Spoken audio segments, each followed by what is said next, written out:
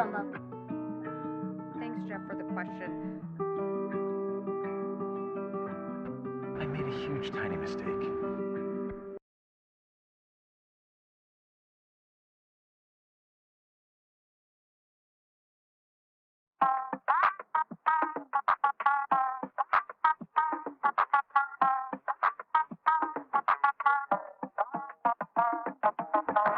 It's a bold strategy, Cotton. Let's see if it pays off for him.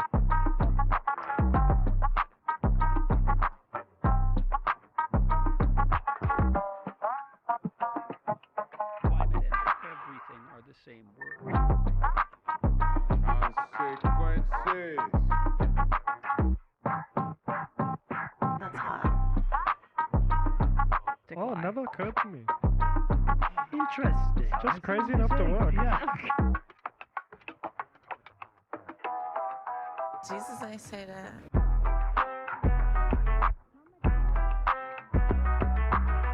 In the Ice Age? In the Ice Age?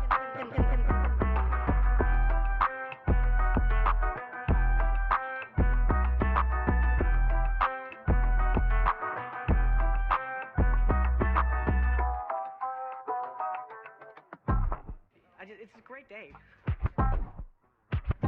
For being safe.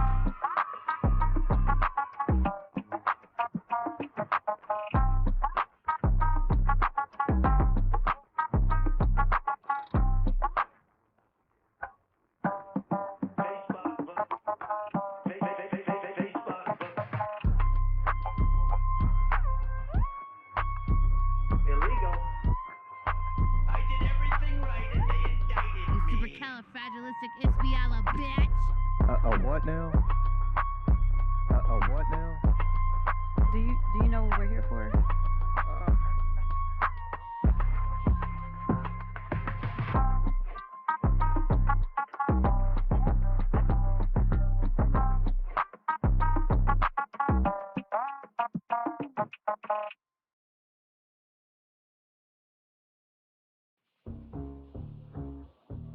There's no point in you betraying your future self to gratify This is from your 12 present Rules self. for Life. It's a stupid game.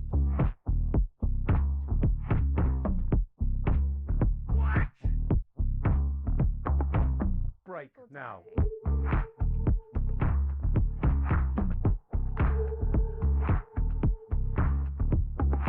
Are you not entertained?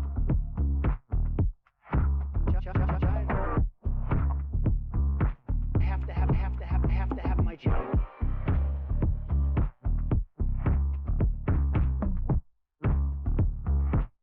Cal?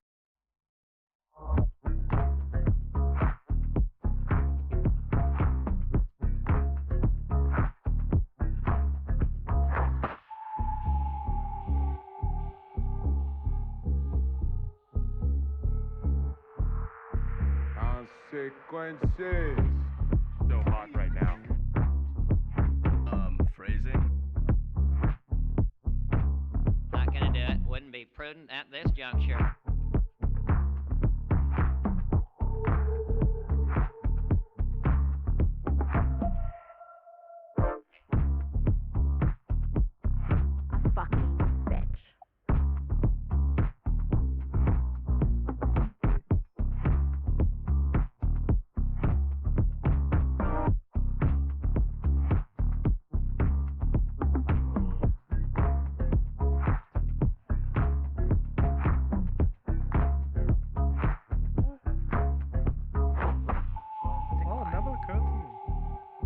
Interesting. Just crazy enough to work. Yeah. I see that you know your judo well.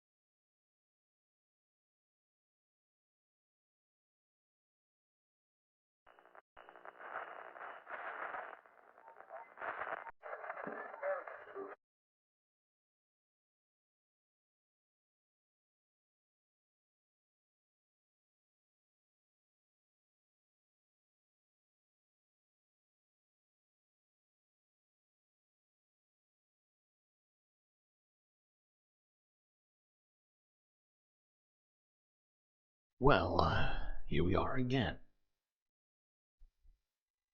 Floating. Somewhere between Earth and space. Hopefully, prepared for a long journey here tonight.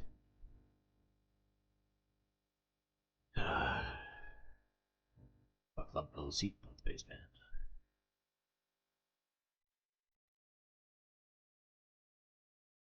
Oh my god. The RNC is still going, if you are not aware. Just completely thrown everything into the balance. The abyss is even abyssier than usual.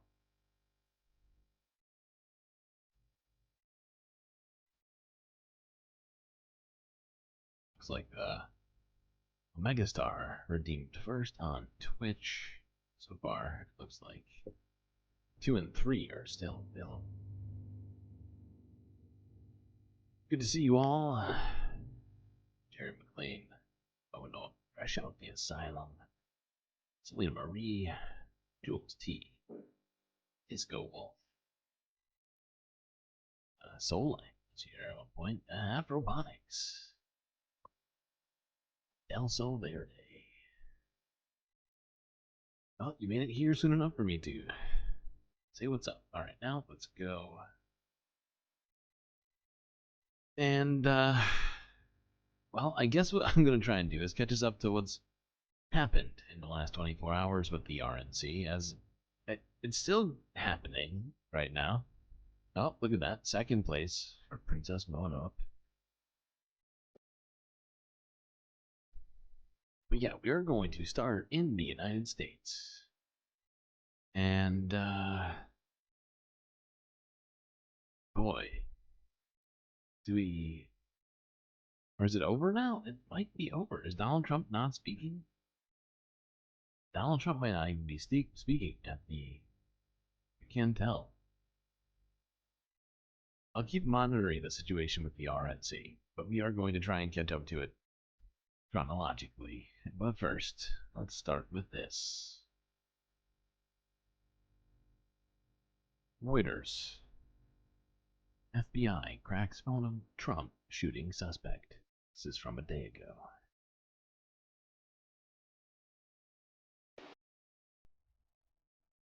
What just happened? Hey, what the fuck?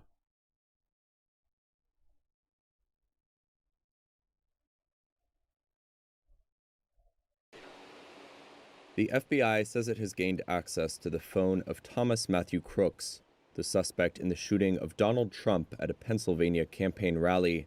The statement came Monday as the Bureau continues to investigate the 20-year-old's motive for the crime. The former president's right ear was grazed by a bullet, and one supporter was killed before Secret Service agents shot Crooks dead on Saturday. FBI agents on Monday were seen entering Crooks' home in Bethel Park, south of Pittsburgh. Public records showed Crooks was a registered Republican and that he also donated $15 to a Democratic political action committee when he was 17. At the time of the shooting, he was employed as a dietary aide at a nursing home. Neighbors Reuters spoke to on Monday described Crooks as a pretty nice kid who kept to himself. I've never had a conversation with him, no. But no. Weird. Pretty nice kid until he shot into a crowd. Okay.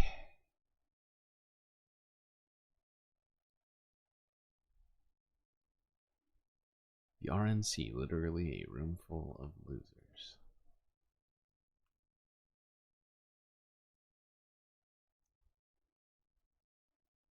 MR is still going, I know. I know. But I figured I would get us started here. Hold on, I need I have another drink. Where is it?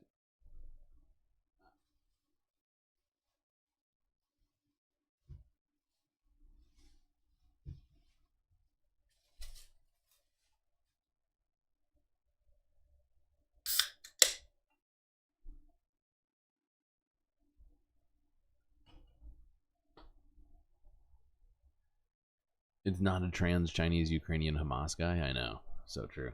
New York, the New York Post really, really wanted it to be though. I don't know if you saw it, but like directly after it happened, the New York Post actually put out an article claiming that it was a Chinese national shooting that was responsible for the shooting, and eventually had to walk it back. But they, oh my God, they really, really wanted it to be.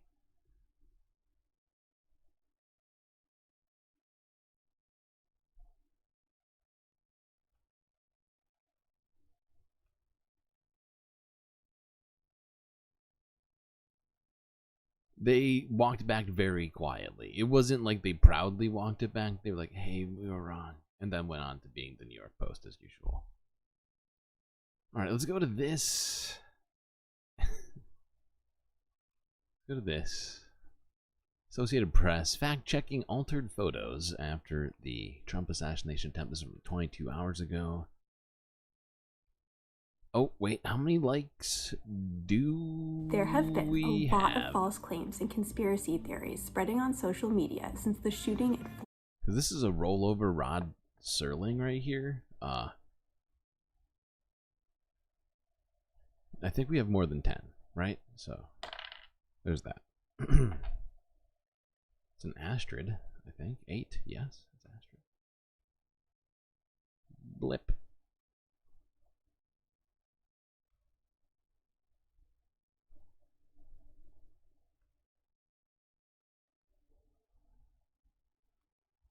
Former President Donald Trump's rally on Saturday. One popular claim alleges that a law enforcement sniper assigned to the rally, named Jonathan Willis, said in a post on the online message board 4chan that the head of the Secret Service ordered him not to open fire on the shooter before he attempted to assassinate Trump. But no such order was made. The Secret Service and the Butler Police Department say they have no agents, officers, or employees named Jonathan Willis.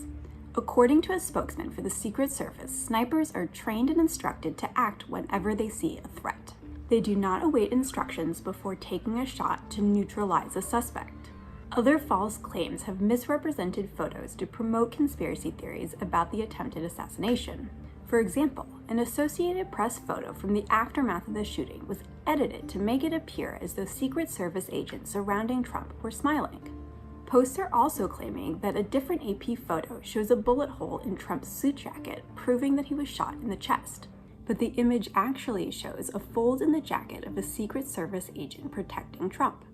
A photo taken moments before clearly shows there is no hole in Trump's jacket. Yeah, I think most people here probably aren't being fooled by such things, but I figured we would just quickly look at that, just in case. Just in case. All right.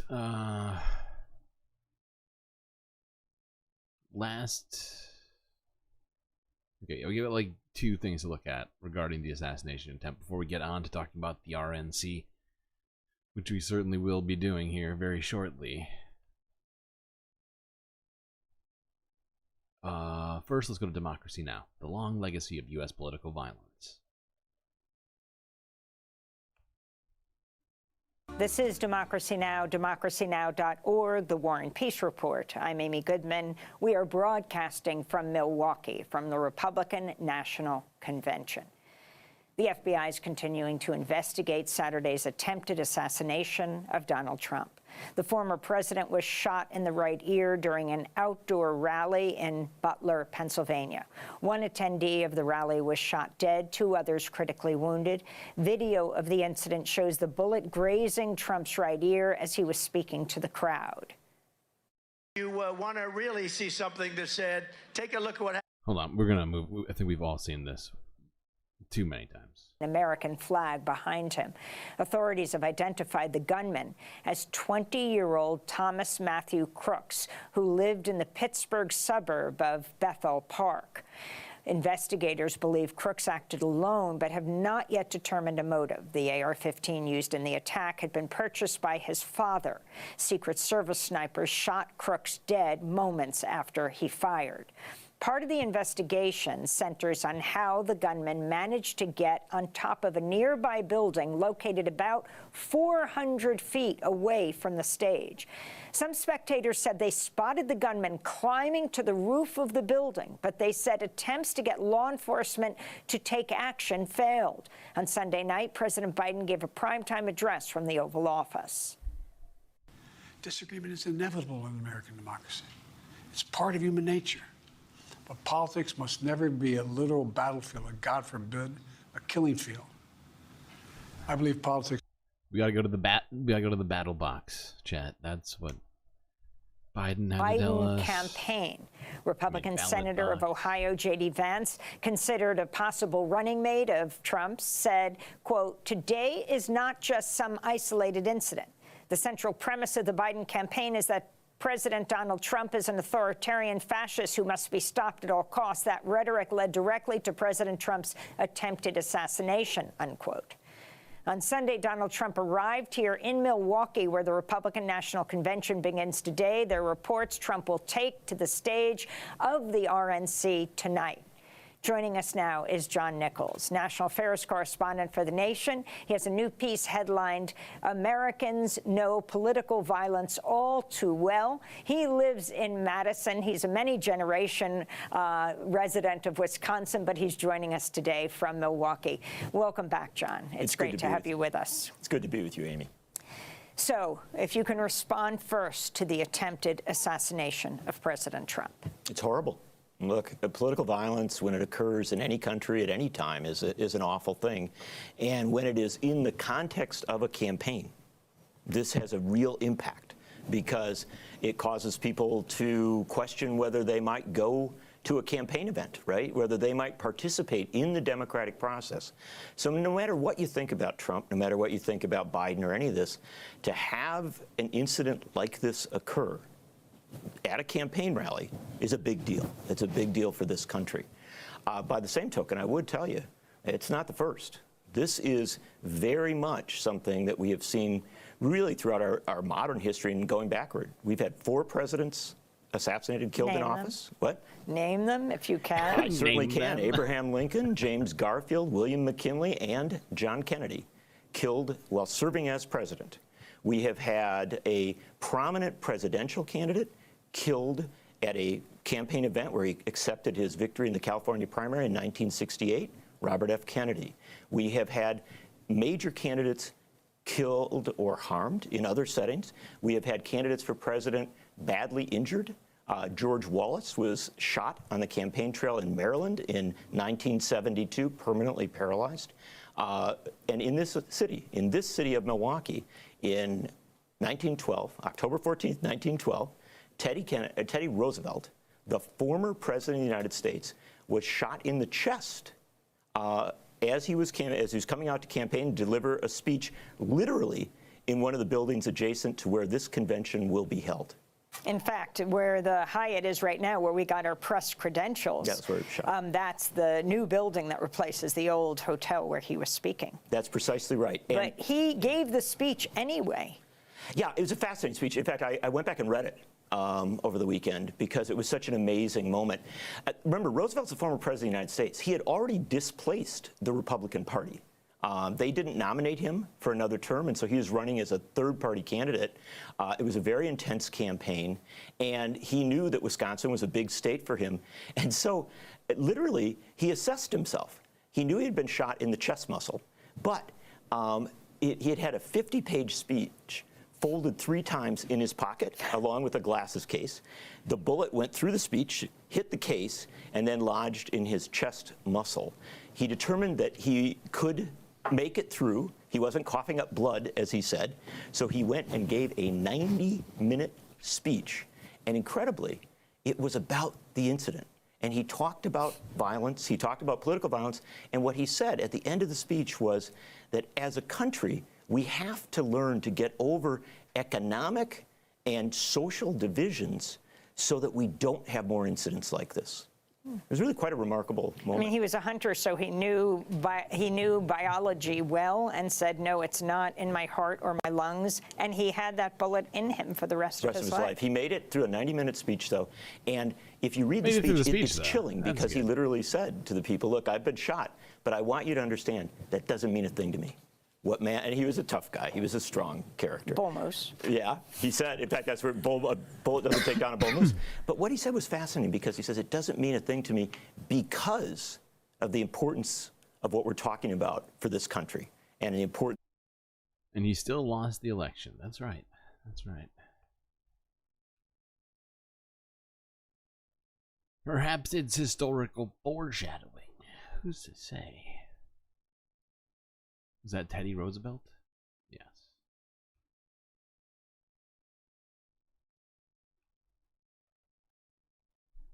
We're just kind of trying to catch up to today because unfortunately I didn't stream yesterday and I've got some stories that I wanted us to look at. I'm honestly skipping a bunch of stuff so that we can get to the RNC faster, as it's the most current of the news.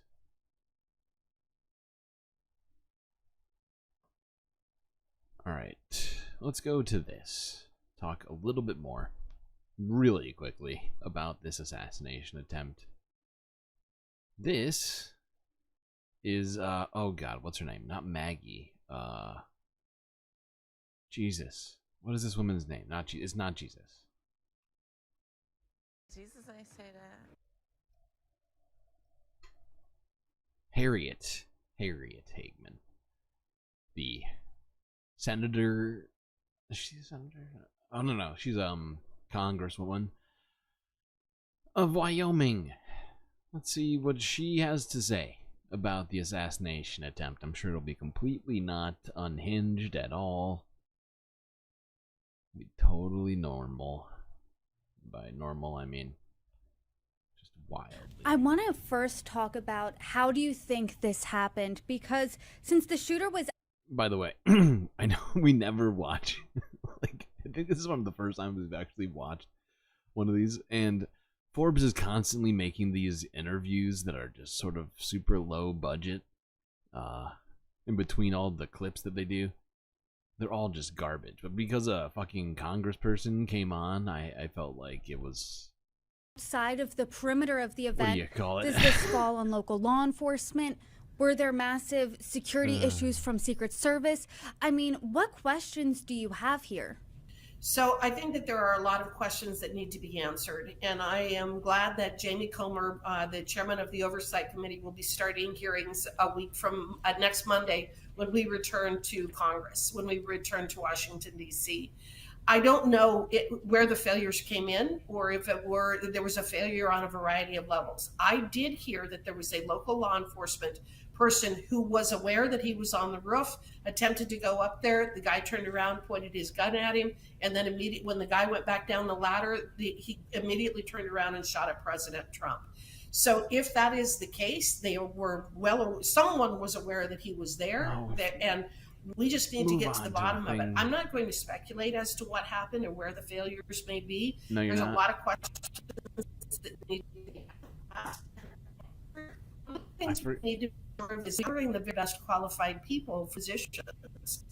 It's just too incredibly important not to make sure that we have the most people. We got to get away from this idea that diversity is our strength. I know the new head of Secret Service said that she's got these goals. She's going to hire a number of Native Americans and a certain number of women and a certain number.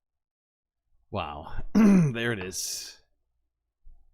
That's Harriet Hagman,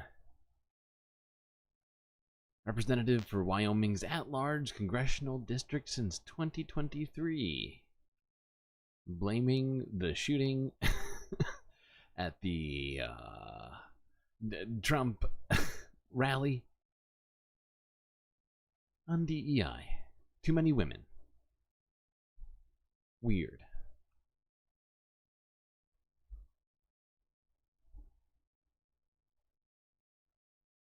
Very weird. It's not the guns. It's the women and the Native Americans. Okay. Ask Harriet. I don't know. I don't quite get it either. But maybe she doesn't have a better explanation for it, I'll be honest. Okay, let's go on. Good God. The content is just as bad as the connection in that video.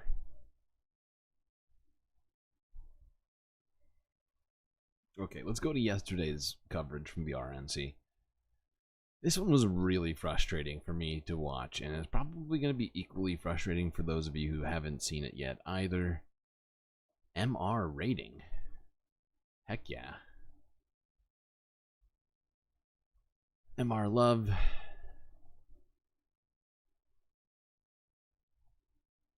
What was I doing? Oh, right. Let's go to this.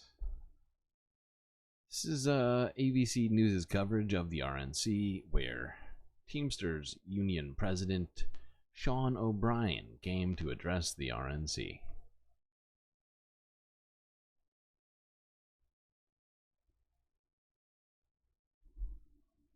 Sean O'Brien, the General President of the International Brotherhood of Teamsters, here on the stage, caused some controversy when he said he would come. Invited by the Trump campaign, they have not endorsed yet. And we all know that President Biden became the first sitting president to walk a picket line. So let's listen. For opening the RNC's doors to the Teamsters Union and inviting me to speak before you tonight.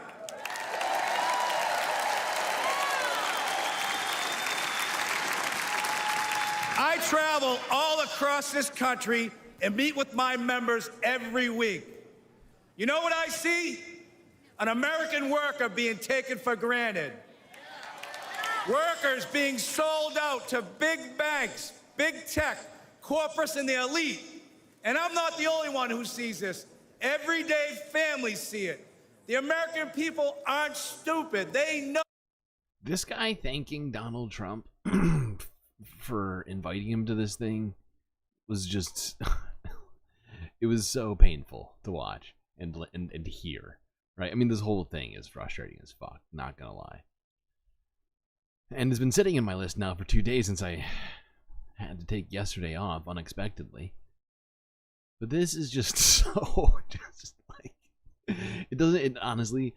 And the thing about this is like he says a bunch of stuff that's technically true, and this is the wrong audience for this message to, like, especially the RNC itself. And I just don't understand what his goals from this are. I mean, it's not like the Republicans are fans of the union, really, right? And they've done everything they possibly can legislatively to crush the unions. Didn't Mark Wayne Mullins try to fight this guy? I don't want reality. Yeah, exactly. The system is broken. We all know how Washington is run. Working people have no chance of winning this fight. That's why I'm here today. Because I refuse to keep doing the same things my predecessors did.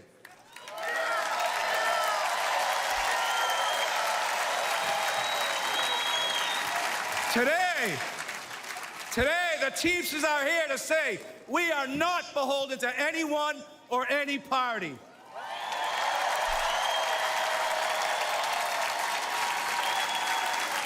We will create an agenda and work with a... I don't even have the energy for this guy right now. This is pissing me off so much. It's such a frustrating video. And what's funny is that the audience has no idea when to clap. Because the people here don't like unions.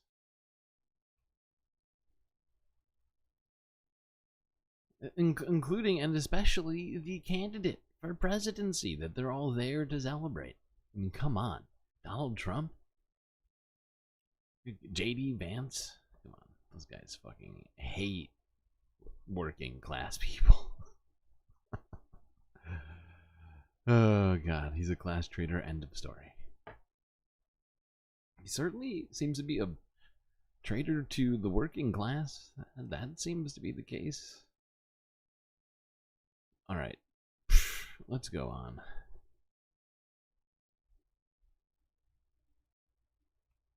This kind of sums it all up. One day ago from Reuters. Teamsters while not endorsing Biden in the 2024 race.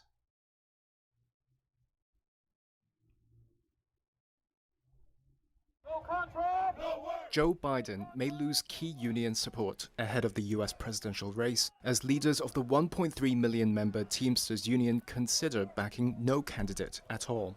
Sources say a final decision on the matter is expected to come in the next few weeks. The union previously backed Biden in 2020, and working class groups in closely contested states such as Michigan, Pennsylvania, and Nevada helped power his election victory that year. But people familiar with the union's deliberations point to months of deteriorating relations with Biden's team, and some Teamsters leaders' concerns about Biden's political endurance. Teamsters President Sean O'Brien also made an appearance at the Republican National Convention in Milwaukee on Monday night, and gave praise to Biden's opponent, Republican candidate Donald Trump. But one thing is clear. President Trump is a candidate who is not afraid of hearing from new, loud, and often critical voices. And I think we all... Yeah, right. What a joke.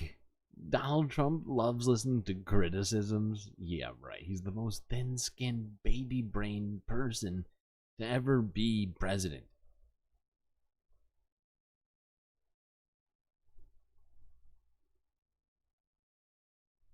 Lover of criticism, Donald Trump, of course. Makes sense. Makes sense.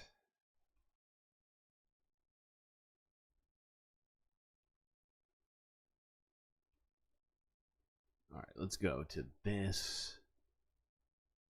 This was Charlie Kirk.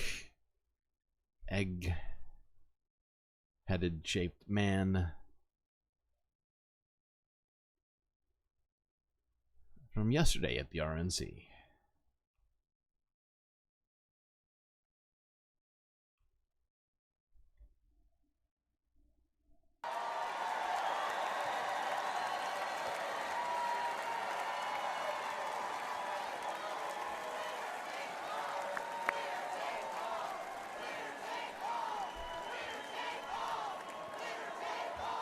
Thank you, everybody. Winner take all, huh? That's the chant? Wow. That's kind of zero sum, don't you think? Thank you. Good evening. I'm Charlie Kirk, founder of Turning Point USA and Turning Point Action. Together, the largest conservative grassroots organizations in the country. Thanks to our work, I talk to a lot of young people on campuses, at our events, on my radio show, podcast, and social media. Said differently, I visit college campuses so you don't have to. Wow, what a hero.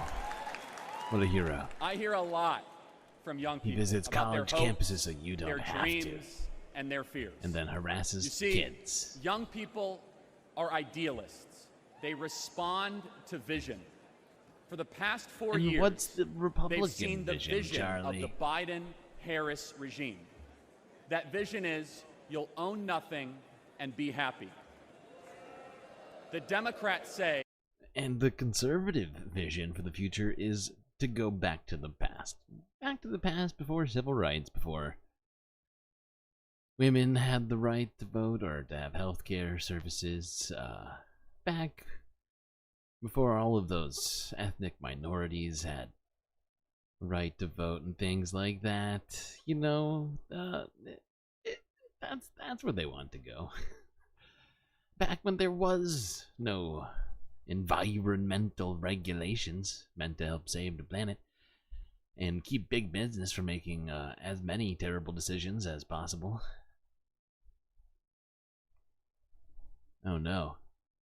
Disco got COVID. We actually have a story about that. Not your particular case of COVID, but about that generally, or later. Instead of owning a home, you'll rent a 400-square-foot studio apartment. Instead of owning a car, you'll rent a scooter using some app. Their vision is this: limit your dreams, give up, aim lower, be content with less. If you're a 20-something in America, life has been really tough. Oh my God. What's wrong with less to some degree, right? With the kind of consumption that we have in our society. I'm not saying that people should have to settle for yeah, you know, the things they have to in our society, but I think some people could certainly hear that. I feel like a lot of Republicans probably maybe less natural gas, maybe less oil drilling. I'd be fine with less of that. Honestly, Charlie Kirk's egg-shaped head really does throw me off. It's hard to look directly at it. Watched home prices rise 47% since 2020. 47%. Home ownership is now. He got one boo. The rest of the audience is like, I'm clinging to like a ton of property in my portfolio. Why are you telling them all of this stuff, Charlie? Unless you make over $106,000 a year. Since I last spoke at the Republican convention 4 years ago, I've become a husband and father. To the detriment of society and the future. All right, enough of... Wait a second. Yeah, no, enough of Charlie. I've had enough of his egg-shaped head. But he was at the RNC, don't you worry.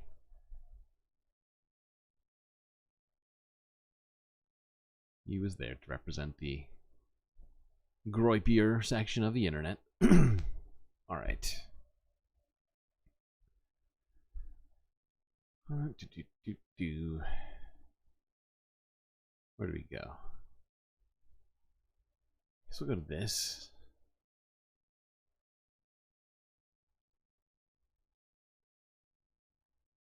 Let's listen to what Ron DeSanctimonious here has to say.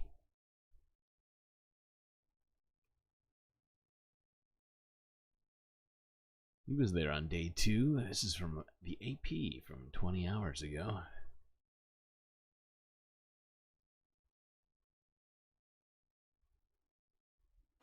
Please welcome the next president of the United States.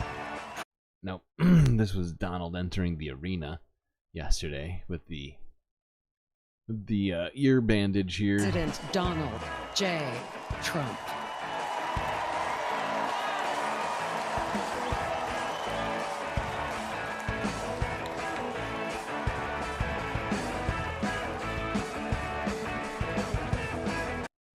Oh my God, Bob Carmody. What a marketing opportunity. My ear pillow. Mike Lindell. Somewhere, Mike Lindell, wherever he is, something just perked up inside of him. And he's like, you know what? I can make this into a product. Maybe this will get me out of my crushing debts. Alright, now let's go to Ron DeSantis here. Who's probably wearing heels. Can't say for sure. I'm not sure the camera. Not sure. My fellow Republicans, let's send Joe Biden back to his basement and let's send Donald Trump back to the White House. Back to the basement? You think Jill keeps him in the basement? Jeez, that's... Wow. We need a commander-in-chief who can lead 24 hours a day and 7 days a week. America cannot afford 4 more years of a weekend at Bernie's president. I mean, we were just watching Donald Trump. Well, I mean, maybe not all of us, but I was just watching Donald Trump at the RNC because I think it it was like going on until like 11 something. Donald looked very, very low energy. Looked very tired. Like he was going to fall asleep. I don't know if he can do 24/7. See. But let's be honest. Let's be honest here. Biden is just a figurehead. He's a tool for imposing a leftist agenda on the American people. They support open borders, allowing millions and millions of illegal aliens to pour into our country and to burden our communities, but just don't send any to Martha's Vineyard, then they get really upset. Martha, he's still talking about Martha's Vineyard? I feel like this is a talking point from like 2 years ago. What? Jesus Christ. Okay, Ron. You never disappoint. Always reaching for the stars of terrible.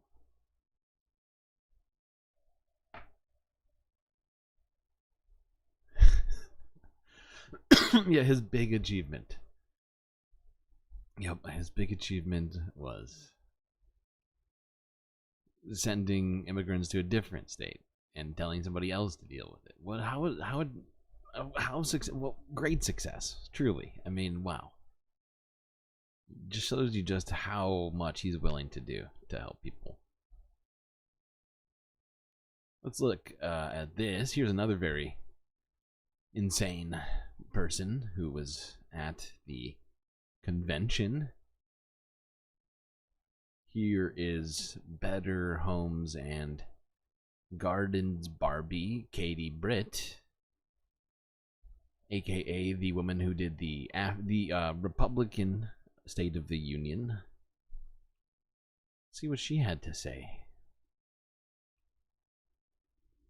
How much did what you said on stage change in light of what happened in Butler, Pennsylvania on Saturday night? Look, I think just the atmosphere here, like as we came in, there was a sadness that kind of came across all of America. But I think coming together right now, there's been a hopefulness about what can be done. So obviously just working to bring people together, but that's what we consistently do and figure out how to move forward. And you're a new face in the Republican Party on the national level. Obviously, you're a newer senator. And when it comes to striking the balance of the, talking about your political opponents, criticizing them, debating them, as President Biden said the other night, but not crossing that line of where we've heard the calls to tone down the rhetoric, where is that line for Republicans? To be honest, I really wish the media would do a little bit better job of covering when we do work together, because there are a number of things where we have pieces of legislation, like Senator LaFonza Butler and I working on the NIH Improve Act, or working on... So she wants us to get excited about all the bipartisan stuff that happens in Congress, which is like, I feel like 90% of the things that are bipartisan in Congress are basically just the military spending appropriations bills. And then like 10%, I'm trying to think, what's the other 10%? Oh, God. But yeah. Okay, whatever, Katie.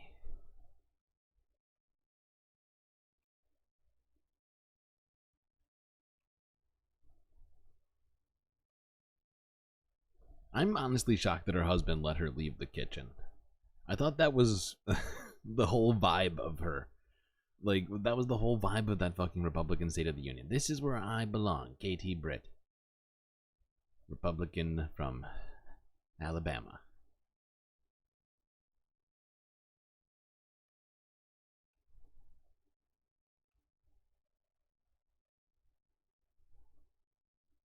All of Antifa has the night. Is that true?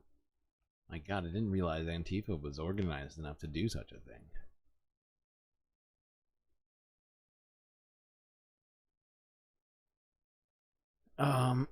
Let's see. She's got an ankle bracelet, so her husband knows where she is. Okay. Phew. Okay, that makes more sense. It makes more sense. Because suddenly my idea of the ideal nuclear family was shattered. I was like, Katie Britt, it's dark outside, and she's not in the home? What? Jesus, I say that. I don't understand. Okay. What's next?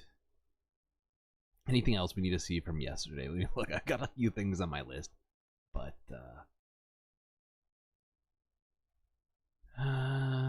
might want to skip ahead. It's already like an hour into the stream. RNC, one of the worst conventions ever.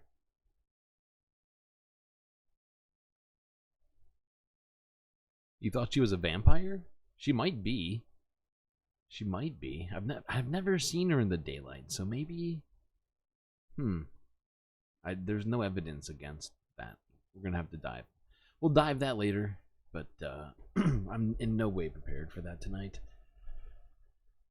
Not nearly. All right.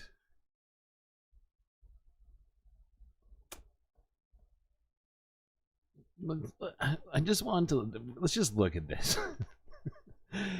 This is footage of Trump listening to a speech at the RNC, according to Forbes. Okay. Vital coverage from Forbes here.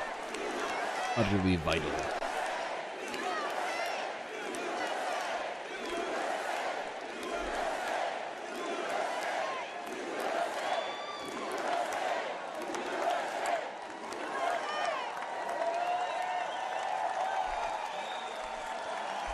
Please welcome Mark Laws from Cedar Springs, Michigan. What is the deal with JD Vance? This dude is such a fucking tool. I hate this smile. Somehow I hate this smile more than I hate this smile almost. It's like, it's a competition right now. Did Trump? No! Trump, I don't think Trump has spoken yet, so I don't know. We'll find out, because I do have the live stream in this, which we will get to. Alright, whatever. Just chanting. Just nonsense chanting. There's a lot of nationalism happening.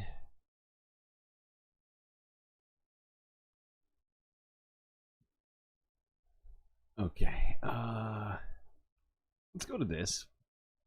This one's ridiculous. Hold on, I need to open up a window, because this one I actually don't know by heart. Hold on. This is Harmeet Dillon, who spoke at the RNC last night. At the close of it, she is she's the former vice chairwoman of the RNC and is also a Sikh American, or Sikh American. She did a Sikh prayer at the end of the RNC last night. Oh god, I forgot about this other part of it too. Oh god, this is actually fucked up. But I think completely, what do you call it? Like illustrative, if you will, of what the Republican Party is like. Alright. We might have to do multiple things here, but hold on. Let's go to this first. Woman, Harmeet Dillon.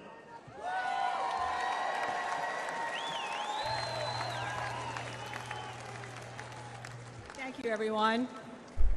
These last 48 hours have been some of the most intense, yet most prayerful of our lives. The heinous attack on President Trump and his supporters made all of us pause and seek answers and comfort. I come from a family of Sikh immigrants. I am honored to share with you, my fellow Republicans and guests tonight, a prayer from my faith tradition practiced by over 25 million worldwide. We recite the Ardas prayer before any new endeavor, giving thanks to God and asking for his protection and help to uphold the values of humility, truth, courage, service, and justice. Humility, truth, courage, and what was it? Service? Those are the 4 words that Donald Trump hates the most. For all. To show respect, we cover our heads when we pray.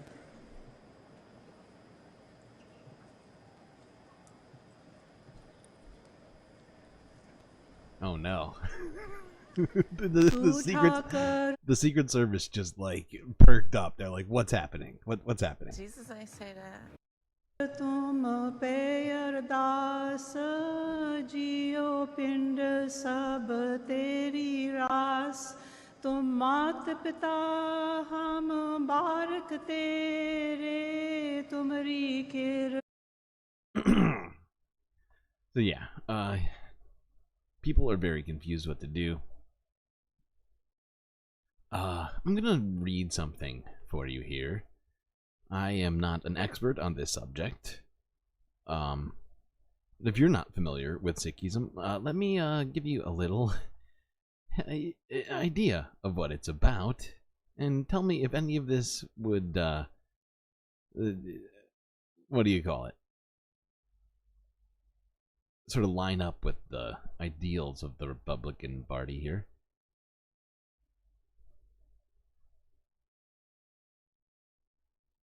Equality for all humankind, engaging in selfless service for others, striving for justice for the benefit and prosperity of all, honest conduct and livelihood.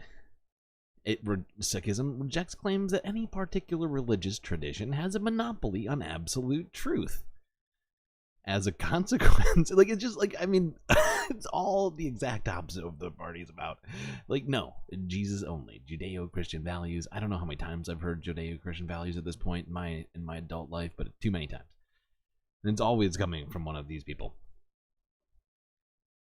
And here, this is honestly, this may not be indicative necessarily of all. It's a slice of people, but let me just read for you some of the comments, top comments here on YouTube from this same video on Forbes breaking news of Harmeet Dillon's prayer.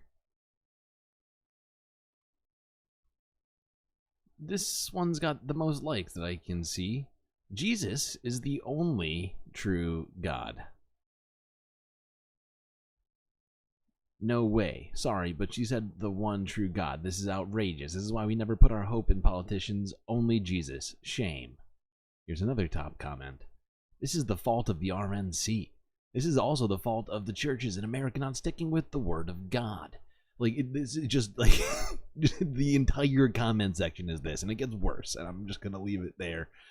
But yeah, it's just, I don't think any of us are necessarily shocked by that, but just, oh god, so cringe watching that shit. All right, let's go on. Jesus never passed one piece of legislation. Jesus, I say that. It's actually true. That is true. All right.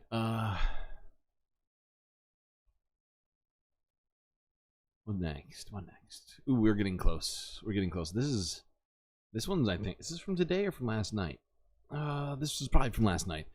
But let's listen to Sarah Huckabee Sanders, aka Aunt Lydia, tell us about her feelings about the Trump rally shooting at the RNC last night.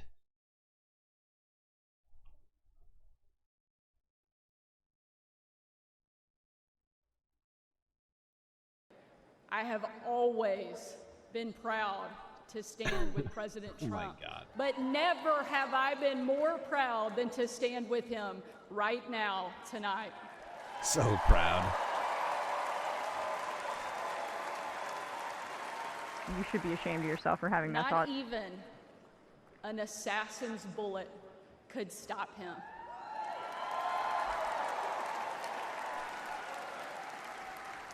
God Almighty intervened because America is one nation under God, and he is certainly not finished with President Trump. Jesus, I say that.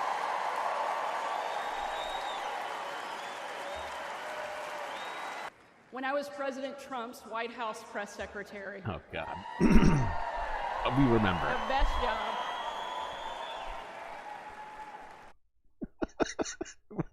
Was it the best job, Sarah? Come on, we saw you up there every other day. You were just she. Does anybody else remember? I feel like because I the way I remember it was Sarah just struggling every single day out there to get people to accept her narrative and having to go up against reality on a daily basis. I don't want reality. And I feel like, if anything, her life has gotten drastically better ever since she left that job. But okay, Sarah, you remember it differently than I do.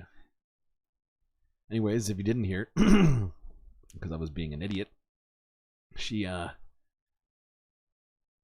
thinks God Almighty intervened in that Trump rally shooting. Jesus, I say that. Thank you for the rockets, Choky. Good to see you. Good to see you. All right, we are on to today. Let's just catch ourselves up before we get to the live stream. I can't tell if it's still going right now, but this is from an hour ago, where Donald Trump arrived on night 3.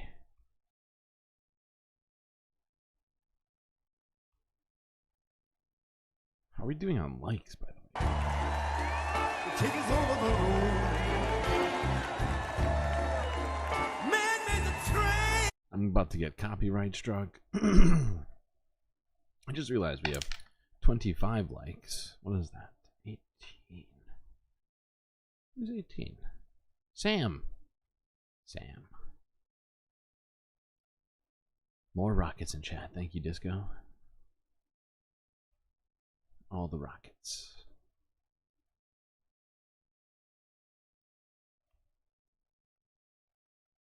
I don't think we've had Sam for a while. Wait. No, don't do it. No, stop. Oh, God. Okay, we'll just watch it.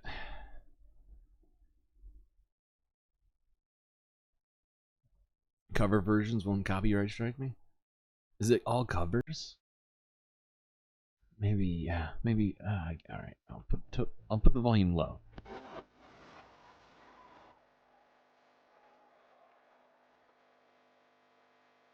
It doesn't sound like a... Maybe it's a cover.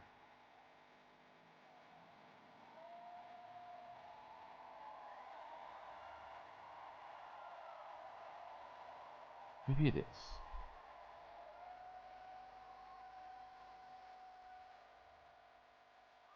Oh. Take it all back. Okay, whatever. We don't need to we don't need to watch Donald Trump pointing at everybody.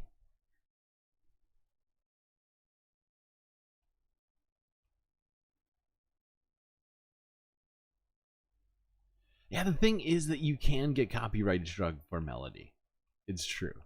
If you don't have the rights, you can suddenly get yourself in hot water unexpectedly. All right, let's look at psychotic Kellyanne Conway here. She had words for the RNC. This is from an hour ago. We got Kellyanne.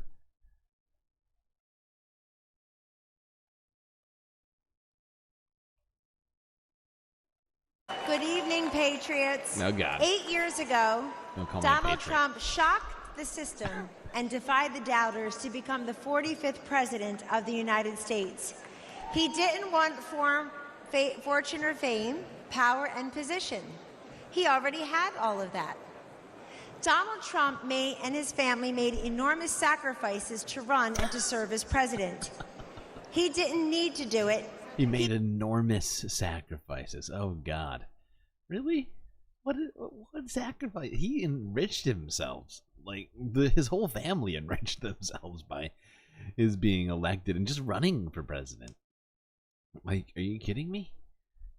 What is she talking about? The whole family got in on the act. Like, his hotels cashed in on it.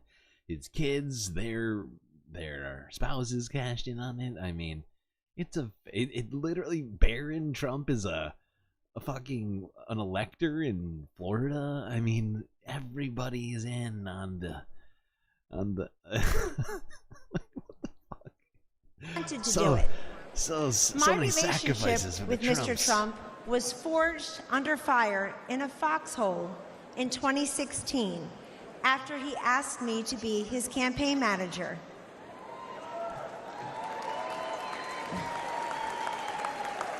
We had no idea that he was making history as the first successful presidential nominee ever to tap a woman to lead a campaign.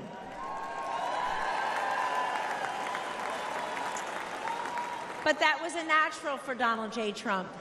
He had elevated women in New York real estate decades before when few people would.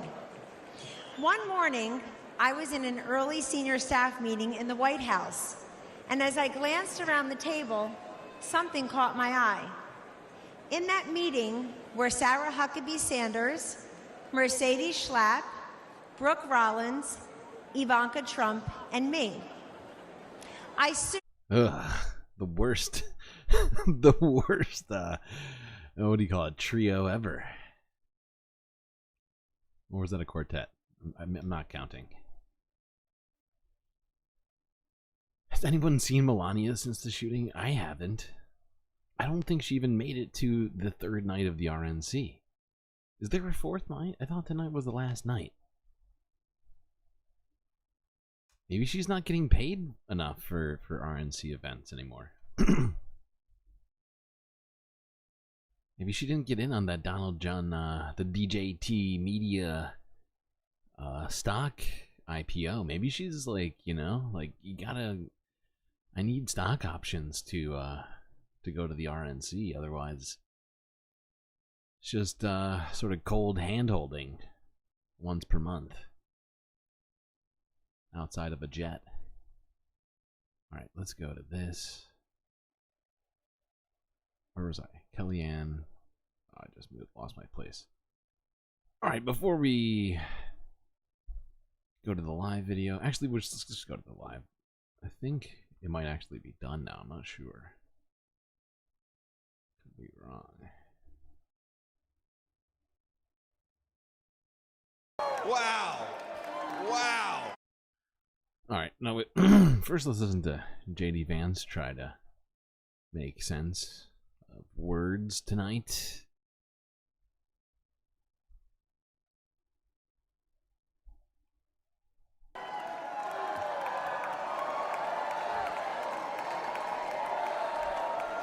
Wow, wow, wow.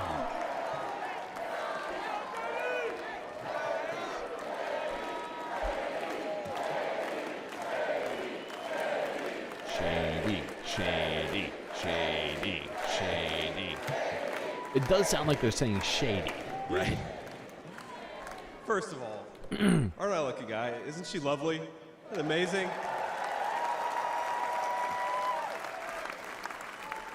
Greetings, Milwaukee. That's the most exciting part of his speech. You're right. The rest of it's pretty bad. My fellow Americans JD and my Vance's fellow mother? Republicans, my name is JD Vance from the great state of Ohio.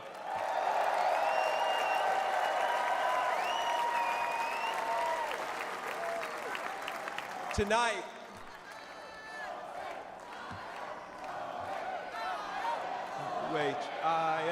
O-H-I-O. He's very awkward. He's a very awkward guy. That fist pump is just so weak. Very weak. Very weak fist pump. Won't have to worry about him around the Oval Office. You guys, we're gonna chill with the Ohio love. We gotta win Michigan too here, so.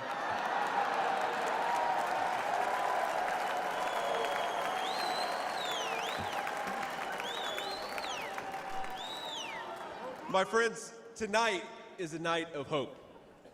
A celebration of what America once was, and with God's grace, what it will soon be again.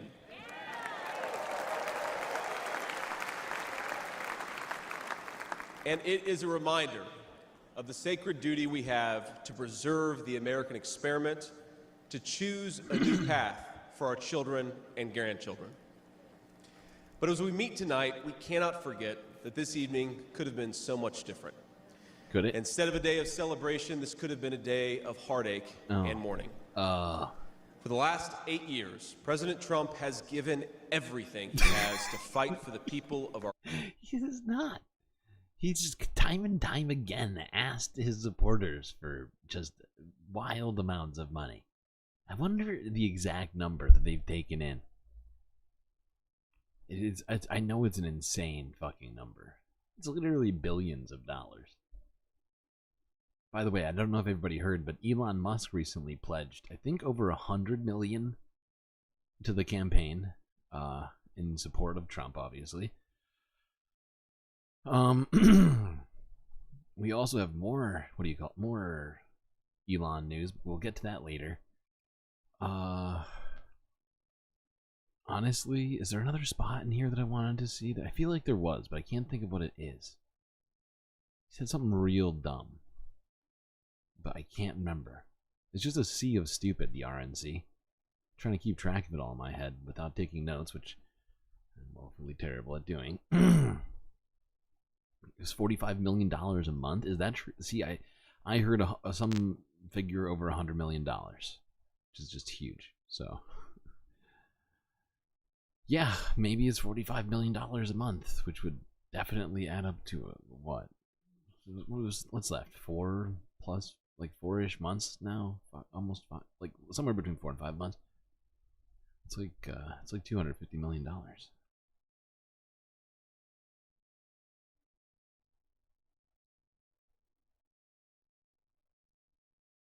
Oh, okay, here is the live vid, which appears to be over now, it would seem. 4 hours, 5 hours long. Hold on, let's just go to the end here, because I was just trying to... Actually, wait. No, let's listen to Don Jr. Let's listen to him say some real dumb stuff here.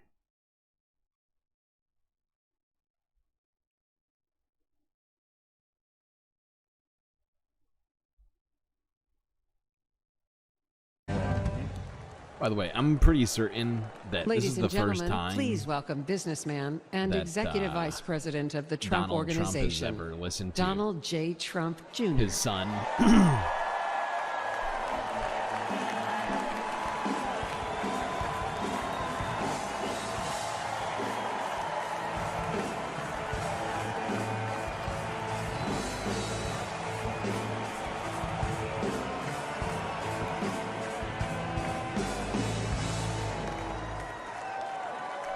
Good evening, America.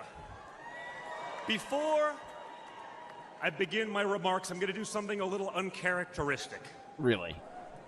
A Trump is going to give up the microphone. Doesn't happen often. You may never see it again. But I got a call on Monday morning from a young lady who said, "Dad, I want to speak at the RNC." I'm pretty sure that she's just filling in because he does need to go back for some, you know, some stuff to get him going here. I want to speak at the RNC because I want America to know what my grandpa is actually like.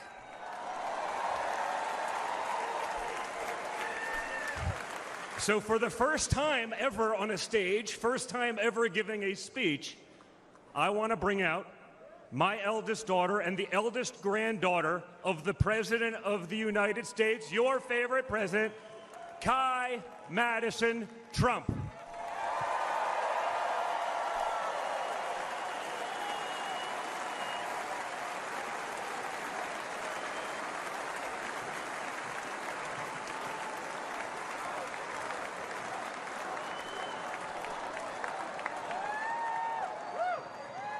Hi, everyone.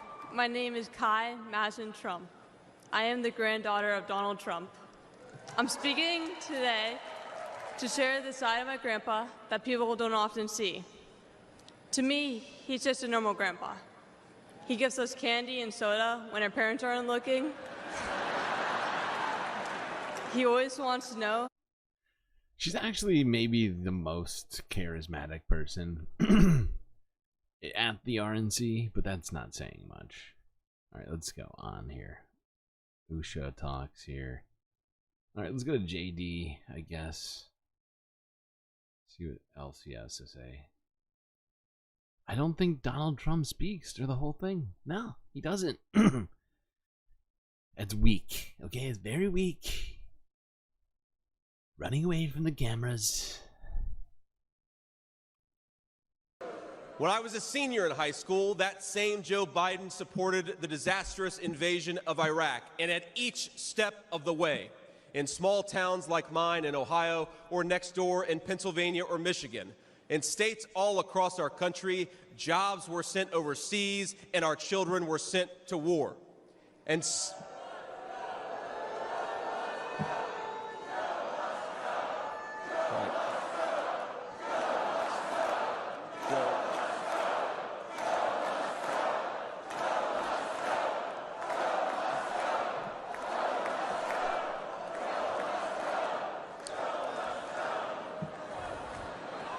I agree. It's the only thing that we agree upon. We only have a very short time to do that. Then we're going to have to completely switch that plan. But we do have some stuff to talk about with Joe before we leave the politicals discussions. But no, alright. So wait, so there's another day tomorrow? Why did I think that it was done today? It's 4 days, not 3 days? My god. They need 4 full days for this? Most of these speeches have been just so eye-wateringly boring. Don't understand. I'm pretty sure they could have like easily condensed this shit. Okay, let's talk about the race a little bit more. But let's talk the numbers first. Let's go CBS here from a day ago. According to a recent CBS News poll, Trump has a slight lead over Biden in the battleground states.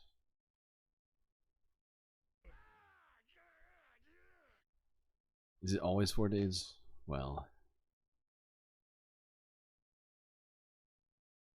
sorry, I don't know things. Let's talk now about some of the polling data for this year's election, because the two candidates have been neck and neck in the national polls and those in the key battleground states, which we're really watching most closely. So to take a closer look, let's bring in CBS News Executive Director of We have 30 likes. Oh no.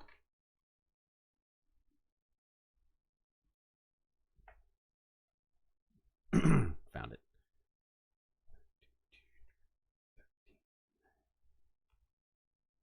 Jocelyn Bell Burnell coming at you hot with the Nobel Prize winning space discoveries.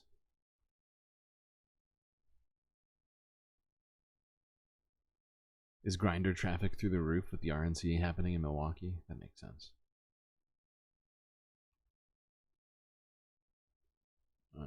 Okay, there we go. Thank you for reminding me about the likes, Monop. and surveys, Anthony Salvanto. Anthony, so good to see you. And what does the Republican Party look like today? Hey, Nora, let's talk about that connection between the party and Donald Trump. But first, you mentioned correctly that this race was neck and neck for a while, but it has been moving toward Donald Trump. You heard folks earlier talk about leads. Yes, he has one. He has a lead, albeit a narrow one, in the battlegrounds. And in fact, in our CBS estimates, he has a slight lead in every single battleground state. What does that mean? Well, one of the things it means is that these Republicans are excited to have him as the nominee, and even more so than they were back in 2016, a presidency, strong polling. Jeez. Yeah. It seems like everybody went from they're disappointed or satisfied all the way up. All those votes went straight to just excited. Just plain excited. Okay.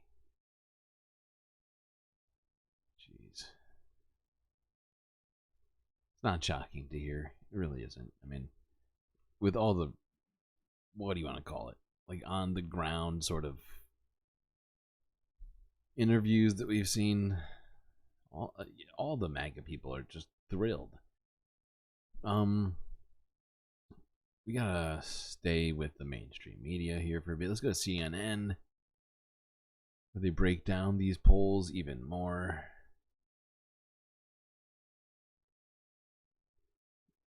Take Japper on the pulse.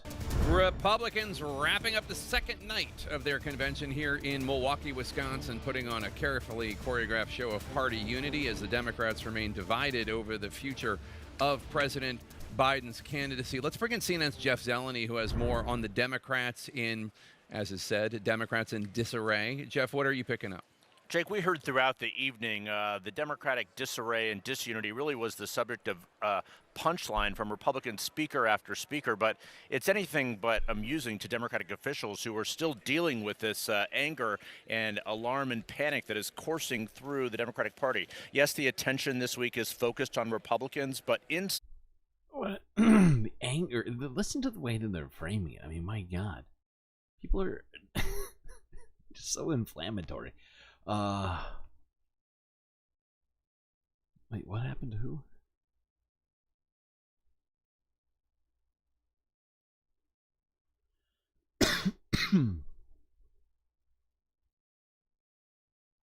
There's some sort of deep dive in chat about Bert. Okay, hold on. Here we go. This is the spot that I wanted. Forgot this is a 10-minute video. We don't have time for all of that. All right, Jake. So hot right now. So true. I will hydrate. Thank you, Megastar.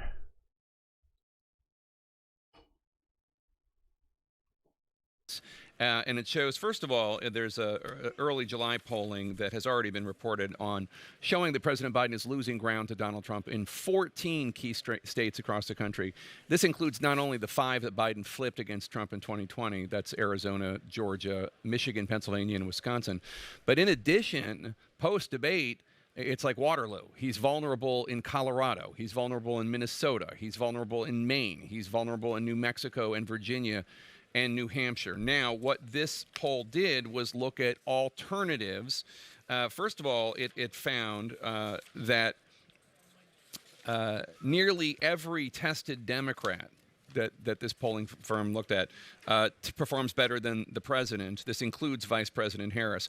But the top 4 in these 7 battleground states, Senator Mark Kelly of Arizona, Wes Moore of Maryland, Josh Shapiro of Pennsylvania, Gretchen Whitmer of Michigan, and they have a whole complex way of looking at it and whether or not these people can take votes from Trump that Trump is currently winning and bring them back. And those are the top 4. And again, this is just one poll, but this is really indicative of where the Democratic Party is. With the exception of maybe 2 or 3 of President Biden's aides, and I assume his immediate family, the Democratic Party is really looking for an alternative. And so polls like that, other internal polls I've looked at, all the public polling is being forwarded to the White House every day, forwarded to the president's top advisor saying, please read this, because it shows how deep trouble you're in. Taken right to the shredder. So let's just look at some of it. Let's just look at some public polling now, to reinforce what Jake was just talking about. This is where we were just after the debate. This is the CNN projection. But because of all that polling, Donald Trump at 272. The light red is lean Republican. The dark red is solid Republican. The gold are toss-ups. Right now, we know, though, that Donald Trump is actually leading here as well. And he's leading here well. Maybe not by a lot. Democrats watching might be complaining. And that he's leading here as well. And he's going to get the congressional district. If the vote was today, he would get all of Nebraska's electoral votes at 2. So there's 302. As Jake just noted, you come over here. I think he just messed that up because it looked like he meant to click Arizona as well, which I think means that how many electoral votes is Arizona? I feel like it's like 10 or something. Am I losing it? Am I wrong? Didn't it look like that? I might go back and look at that again. 11. 9. Oh, 11. I was right. I was close. Plus or minus 1. But so that means that technically it would be 226 to 312. if he was in fact trying to click on that, on Arizona there. Did it not look like he tried to do that? Hold on.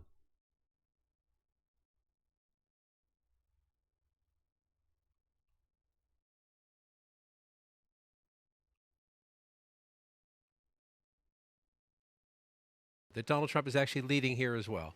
And he's leading here well. Maybe not by a lot. Democrats watching might be complaining, and that he's leading here as well. See, and he's look. going to get the congressional district. If the vote was today, he would get all of Nebraska's electoral votes too. So there's 302. As Jake just technology. You come over here, Dude, there are can't people even who work think an New iPad. Hampshire right now is in play. There are people who think Virginia right now is in play. Arizona is blue here. That's my mistake. Donald Trump is leading there as there well. we go. So there's See, 330. yeah. Right? Jake also mentioned Colorado. The governor of New Mexico has warned the White House. The governor of Minnesota has warned the White House. Why? Why? Let's look at just some. This is new public polling, battleground, 7 battleground states released just today. Forgive me for turning my back. I want to turn this out. Look at the incumbent president's vote share. Arizona, Georgia, Wisconsin, Michigan, Pennsylvania, North Carolina, Nevada. 42 is the highest the incumbent president gets in vote share in these battleground states. That's a path to big loss, even if Donald Trump can't get to 50 because of the third-party candidates. Look how closely it correlates to the president's approval rating. This is the president's approval rating, 36%. 37% in Arizona, 42% in Georgia, 40% of the vote. You get it. You follow it through. If he cannot get his approval rating to go that way, he can't move that. And that number has been stuck or getting worse since the debate. That's one way to look at it. Yeah, this is a disturbing graph, and you have to think. You have to think, considering the resources of presidential campaigns, that they have access to these numbers, that they have access to the resources to make maps like this and to break it down in the same way, and they must know what they're looking at right now. This is disturbing. Boy. The other question is, voters are asking, is Biden up to the job? Again, forgive me for turning my back. I just want to stretch this out. Yeah, I think we already know that everybody, at least many people, think that Joe Biden's too old. That's not my main problem. I mean, if he was the same age and appeared to be doing better, if he appeared to be more capable in all of these press conferences and other things, especially that debate, which was a fucking disaster. I mean, and I have other objections to him, but he's also had very progressive policies at home. So it's not like I think that him and Donald Trump are the same people, but I mean, I think I have the same sort of concerns a lot of people have. And the fact is the electability thing is important. We can't say it's not. Literally in like a month, less than a month now, I think. Or like very close to it, there will be we won't be able to have this conversation anymore.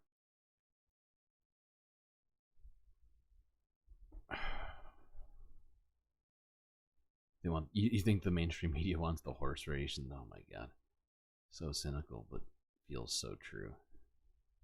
Feels so true. I don't want reality. Oh god. Let's go to this.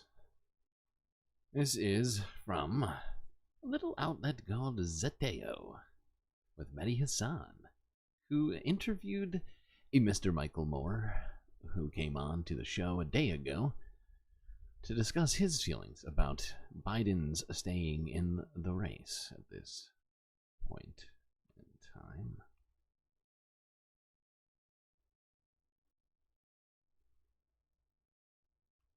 My next guest really is in no need of an introduction. Academy Award-winning filmmaker and Emmy Award-winning TV host Michael Moore has long been a household name. And movies aside, has never been shy about his politics, including, perhaps especially, right now. This past week on his podcast, he called for Joe Biden to resign and allow Vice President Kamala Harris to become both the president and the Democrats' 2024 presidential nominee. He tweeted this plea to Biden, quote, "Be the one who not only stopped Trump, but also the brave man who gave us our first woman in the Oval Office. She will complete your mission, and we'll stand beside her. This is your moment in history. Do the right thing. Michael's feelings are so strong on this subject that he was even on MSNBC last week calling the Democrats' encouragement of Biden to stay in office a form of elder abuse.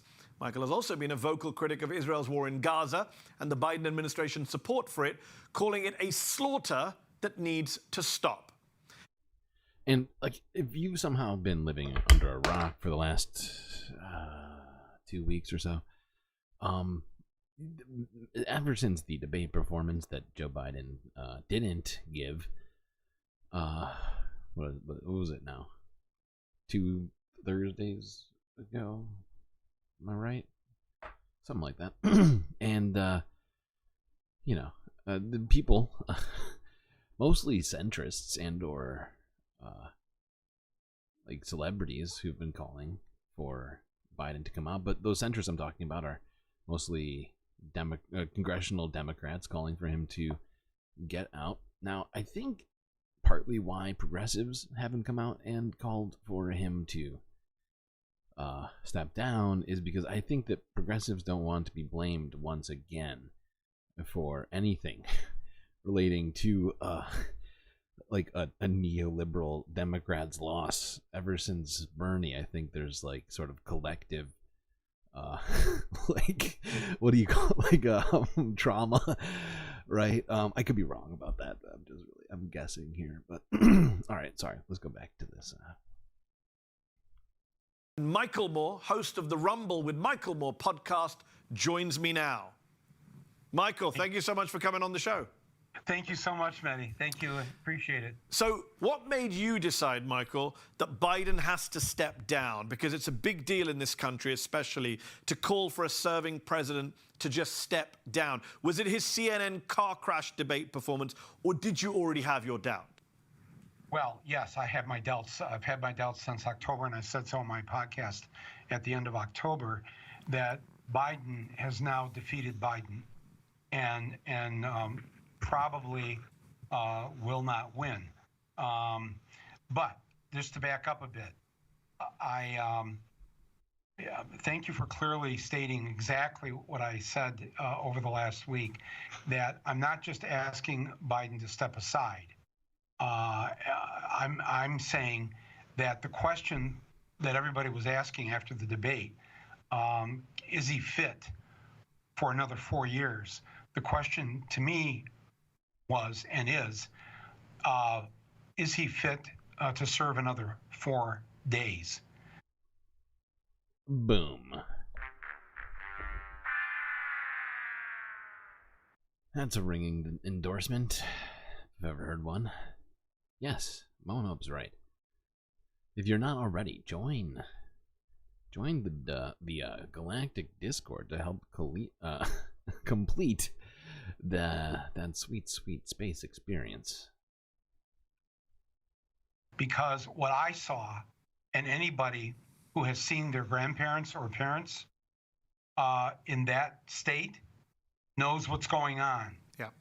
And so what I first asked for is that the White House, please call in a team of independent doctors, not Walter Reed.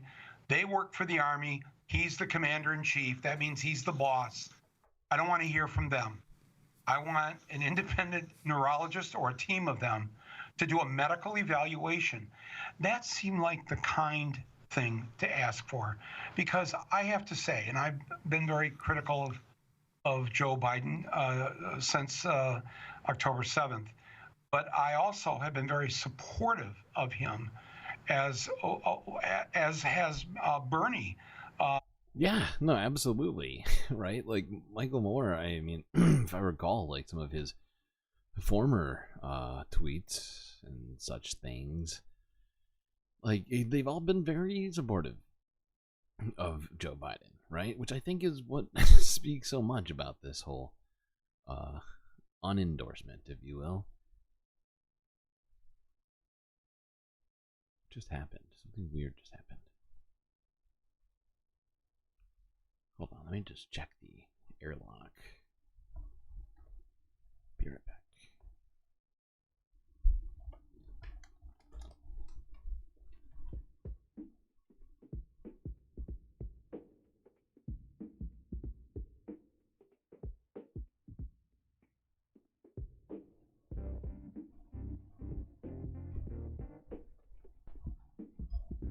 Yeah. Oh, shit. What did I just knock over? I have no idea what that was. It wasn't even a vape, because I have both vapes, right? I can see them right in front of my face. Alright, I'm back. Airlock is fine. Well, to the degree that it is. It's certainly not a fancy airlock.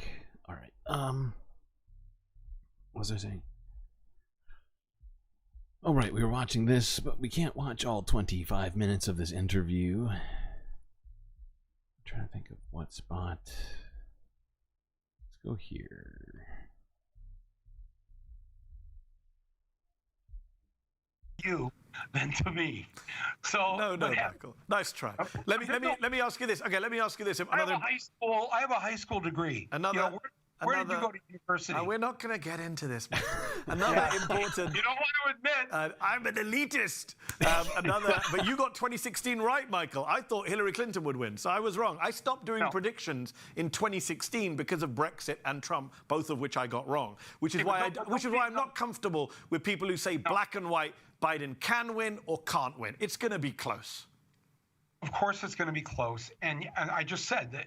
You took the rational position by saying it is possible for Biden still. And the reason why it's possible that Biden could still win is because up until October 7th, I kept telling people for the last 3 years that there's no way Trump's coming back.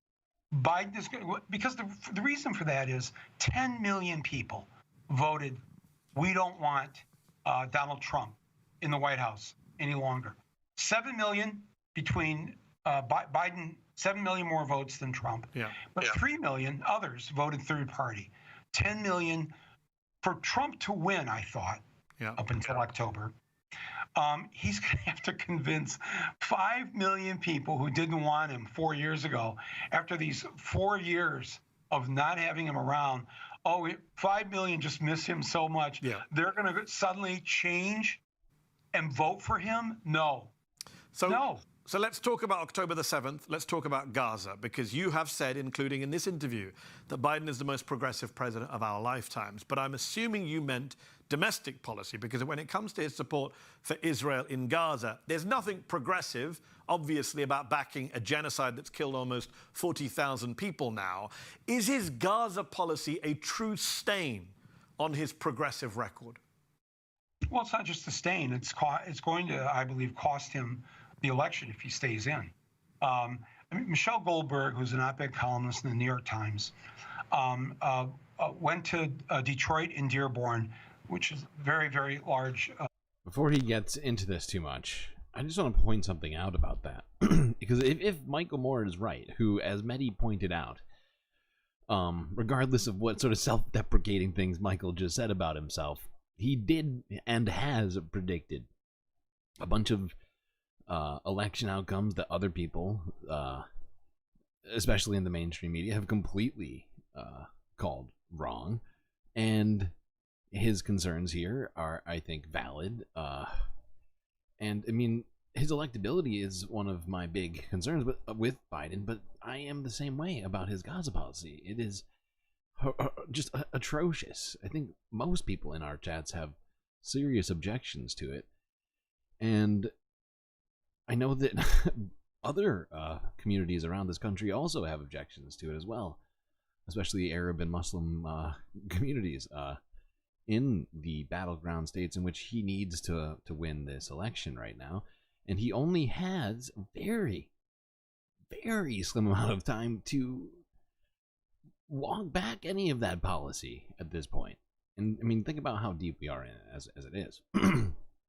But for him to achieve something now with this in the next 4 months, I mean, that's a short time. That's less than half as much time as it's been going on now in Gaza, right? October 7th. It's been over 8 months. It is a like dire circumstance we're in right now.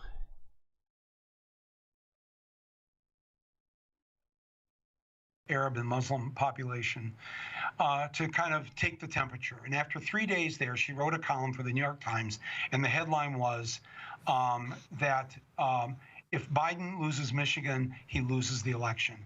And it was very clear to her, and it's clear from the two polls that the Arab American Institute has taken since October, one at the end of October and one at the end of May, that Biden, who got 60+% of the Arab and Muslim vote in the U.S., and then specifically in these 4 states with Arab populations where they polled Michigan, Florida, Virginia, and Pennsylvania, 60% in 2020 of Arab and Muslim, both at the end of October and at the end of May, virtually unchanged. Biden's Arab and Muslim support here in these states had dropped from 60% to 19%, 41 percentage point drop. Yep. Trump's Arab and Muslim vote in 2020 was 1/3. 1/3 of Arabs and Muslims voted for him. Trump's at the end of May of this year, now 4 years later, those who say Arab and Muslims are going to vote for Trump, 1/3. It's unchanged. Yeah, completely unchanged. So the 41% who have dropped out of the Biden camp are. And it's those kinds of disparities there that are going to be vital in this election, especially with how close it is, if he is to be the nominee. And that's the whole thing, is like, we're talking in, you know, in future tense right now, but I think that's kind of the whole point of the political process. Like, they spend 2 fucking years talking about one day.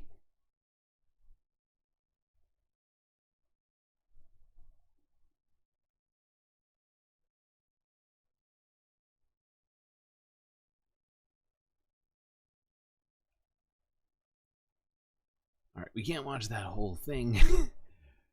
It is a great fucking interview, though, as basically always Ed Zadeo. Haven't seen a Zadeo interview that I hated yet.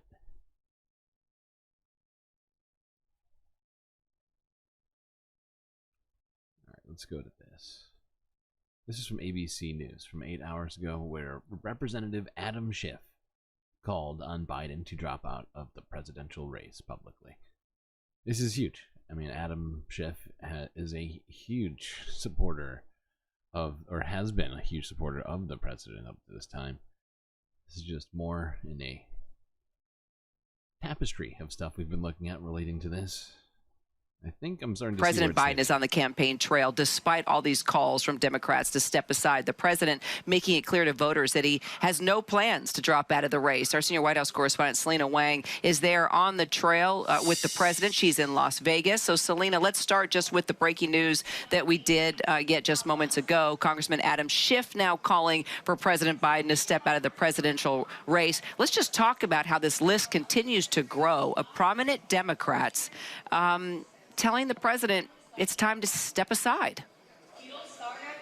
Yeah, Kira, this is a significant new development, and Representative Adam Schiff, he is one of the most high-profile Democrats to publicly call on President Biden to step aside. In a statement sent to us, I just want to read to you exactly what he said. He said, "A second Trump presidency will undermine the very foundation of our democracy, and I have serious concerns about whether the president can defeat Donald Trump in November." He goes on to say, while the choice to withdraw from the campaign is President Biden's alone, I believe it is time for him to pass the torch, and in doing so, secure his legacy of leadership by allowing us to defeat Donald Trump in the upcoming election. Now, we've already heard at least a dozen congressional representatives from the Democratic Party calling for this publicly. We heard of a secret list of over, I think, was it 24 people that were on board with this, and that was, I mean, that was like weeks ago now, I feel like. So who knows exactly how big that list has grown, considering the current climate. This is all really feeling like it's leading up to Biden dropping out. We just heard earlier in the week about how Biden's own campaign was running a poll to determine Kamala Harris's electability against Trump as the the candidate, right? Like as the presidential candidate, not as the VP. So even his own campaign is currently showing cracks, showing that they are seeing the writing that's we've been talking about being on the wall for quite some time now. I mean, even I at one point was thinking like he's the only choice. Like after all of the, votes had come in earlier this year from the primary, even with the huge amount of uncommitted votes, of course he still had essentially gotten the presumptive nomination like months back. And I had for a little while until this whole fiasco kind of like, sort of resigned myself to being like, well, this is our one choice. Even though I've been calling for a serious candidate in the primary. I don't even know if I was streaming at that point, but I was saying it in general. What are we doing now? Well, oh, right. My fucking stream software is frozen. I was going to go to the next video here. This is throwing me off. Come on. Why are you frozen? Streamlabs. Why can't we just be friends? This is so offensive to me.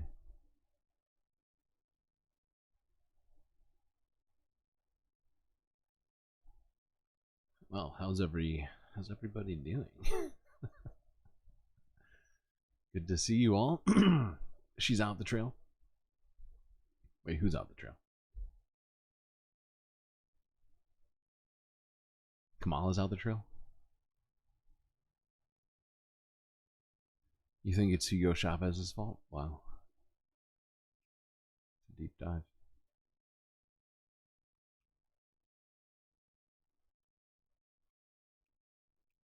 This is fun. I like when the stream software doesn't work this early into the stream. It's always a good sign. Not even 2 hours in. This reporter, she's out the trail? Is that what she said?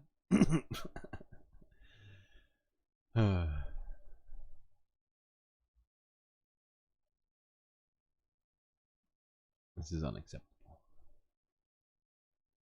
What happens if I click, like, right, I don't know, here? No? No go? Okay. That's cool. Oh, that's fun. Super cool.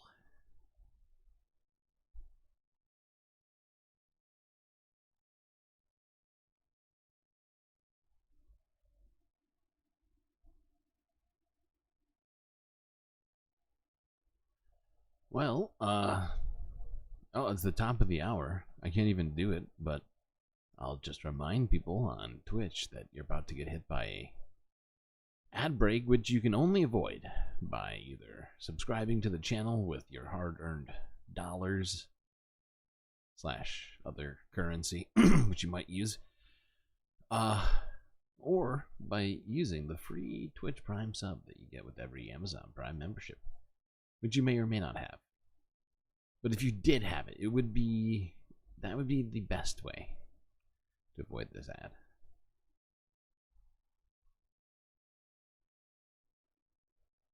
Now, the best other way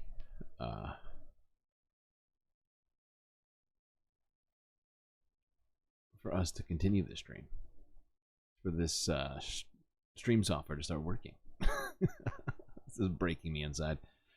Oh my god, yes. It's like it heard me. It knew I was broken. Thank you, Streamlabs. Oh god.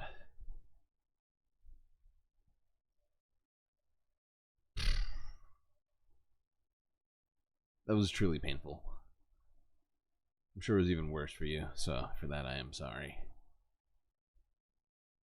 Alright, let's go on to... Oh, right. I had alluded to the fact that there was other Elon Musk related news, and I guess this should really be in space news.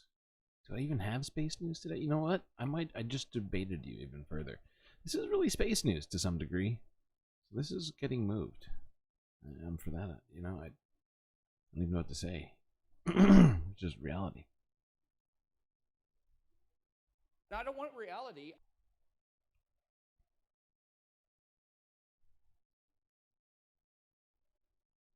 Rockets. Thank you for the rockets, blowing up. MIDI doctors. Alright, where will we go instead? Let's go to this. Yes, we talked about this as well earlier. Because somebody, who was it, Disco, mentioned that they had COVID. And according to CBS, from 10 hours ago, COVID cases are in fact rising across the United States.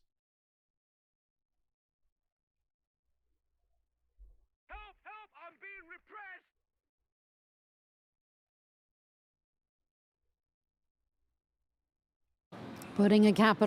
Whoa. Why did it go to this? Something was wrong. Whatever. We'll go to this first because it just decided to switch it to this. I'll give you your space news early. This is honestly a terrible story. I hate this story. But it's almost like the expected timeline for Elon Musk and everything he does. This was earlier today. Musk said that he will be moving SpaceX and X to Texas after California has passed a gender identity law. Here we go. X in Texas. Billionaire mogul Elon Musk shared on his social media site X, formerly known as Twitter, that he's had it with California. He plans to move its headquarters and that of SpaceX to the Lone Star State. Musk explained he decided to make the move after California's governor signed into law a pro-LGBTQ+ bill. This is the final straw. Because of this law and the many others that preceded it, attacking both families and companies, wow. SpaceX will now move its headquarters. Making it so that, like, you're not outing kids. That's attacking families and companies? Wow. Wow. Dude is so he's just like, he is so resigned to just being the worst possible version of himself. Thanks, Elon. Hawthorne, California to Starbase, Texas. And X's headquarters will move to Austin. Have had enough of dodging gangs of violent drug addicts just to get in and out of the building. Signed by Gavin Newsom, the California law that provoked Musk's ire gives schools more leeway in regard to informing parents of a child's gender choices. Oh my God, leeway? Oh no, not leeway. That's woo. Help! I'm being repressed. That's too much, man.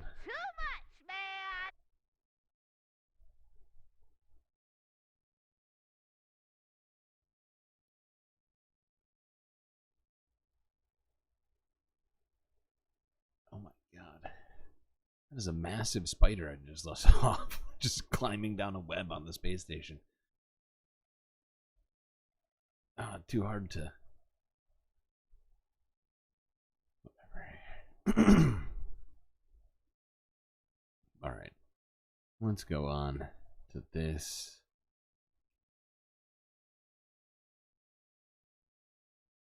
Here is a perfect example of the problem with multiple aspects of our society. Housing, the way in which the economy is often framed, among other things. Here's an ABC report to do that for us. This Montana town is in the crosshairs of a changing economy. Whoa. Hold on. Disaster. What just happened?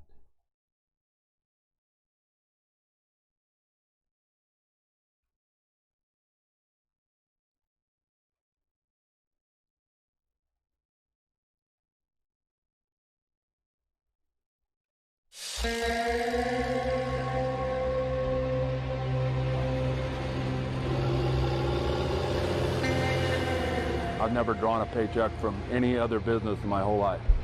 I started here in 6th grade. This is all I've ever known.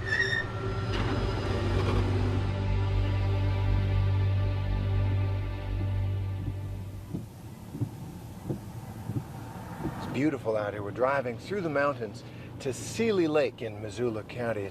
It's a small town, about 1,600 people. And we're going to Pyramid Mountain Lumber. That is the biggest employer in this town. And it's been a family-owned and operated timber business for 75 years, 4 generations. My grandfather, who started the mill here in 1948, my father in the middle, and he's still currently active in the business. And then my oldest brother, Steve, who's our sales manager. So it's the 3 generations of the Johnson family in that photo. And then different crews, you know, the office crew, the loading crew, sawmill, planer. Yeah, it's emotional. Yeah, it'll be, you know, to make the announcement to the crew was probably the toughest thing I got for. You know, hold on, we're going to skip past some of this and just hit a couple of spots because this thing's like 10 minutes long and really it can be summed up pretty quickly now that I think about it. Oh my god. Dude, Streamlabs is having a fucking fit today.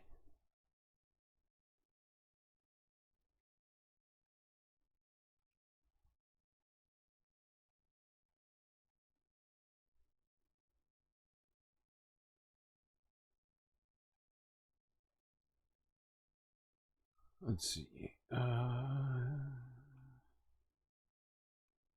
Ready to be loaded on trucks. Main reason you're shutting down that cost structure, the main reason is labor. Yep, in order to be a commodity, you know, we can't command more for our price. You got to produce more lumber than you were before to help drive that cost down. And for us to be able to produce more, we need more bodies. Why can't you find people who want to work here? Well, our cost for an average house in this town is higher than it is in Missoula, which is the 2nd largest city, which is 50 miles away. Okay, so yeah. I mean, the fact is that according to this here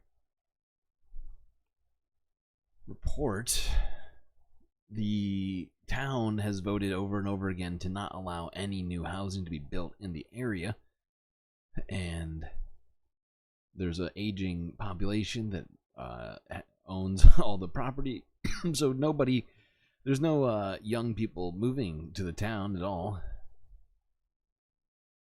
And yeah, they're in a real pickle.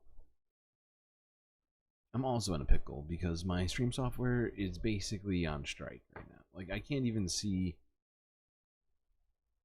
anything right now, and I don't understand why. What's happening with kitties?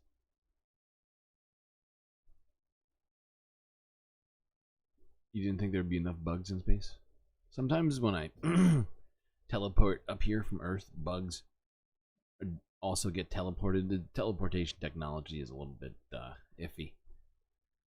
Sometimes like bugs on the ground or wherever else might get teleported as well.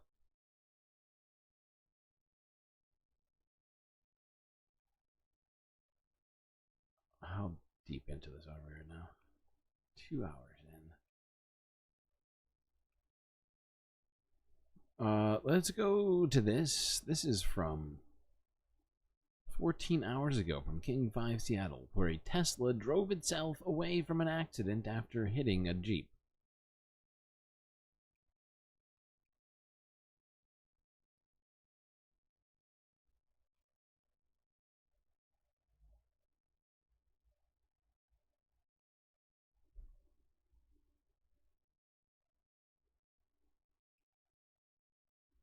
Video showing a Jeep slamming head-on into a Tesla is now going viral. The crash happened at an intersection on Mount Charleston just outside Las Vegas last weekend. But what happens after the Jeep slams into the Tesla is raising some questions. The Tesla, as you can see, starts to accelerate forward, hitting the Jeep before turning left and then eventually coming to a stop after swerving on the road.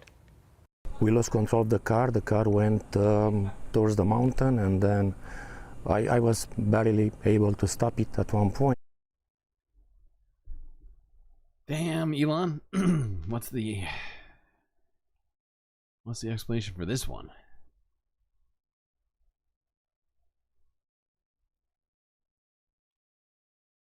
Now, he says he wasn't on self-driving at the time, but if what he's saying is correct, it just accelerated unexpectedly right into another vehicle.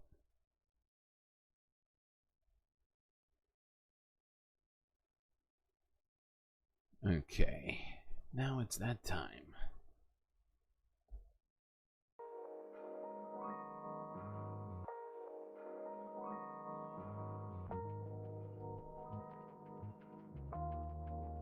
Well, I hope everybody has been enjoying the stream so far. If you haven't already, hit the like button and don't forget to subscribe. That's right. Really need those subscriber numbers right now. Still not at 500 yet on YouTube. Meaning YouTube continues not to pay me for all this goddamn reporting I'm doing here from space. Now, if you've done both those things and you still feel like you'd like to help support the Galactic News Network even more, well, here's a good idea. You become a Galactic patron by clicking that link in chat for just a few dollars a month. Not only does that help support the channel, you also gain access to some super sweet space benefits unseen by the rest of the galaxy. As you can see, we keep adding more Patreon artwork to this here scene. So many people and things hanging out at the pool. Alright, chat, well, grab yourselves a drink, maybe a snack, and I'll be right back.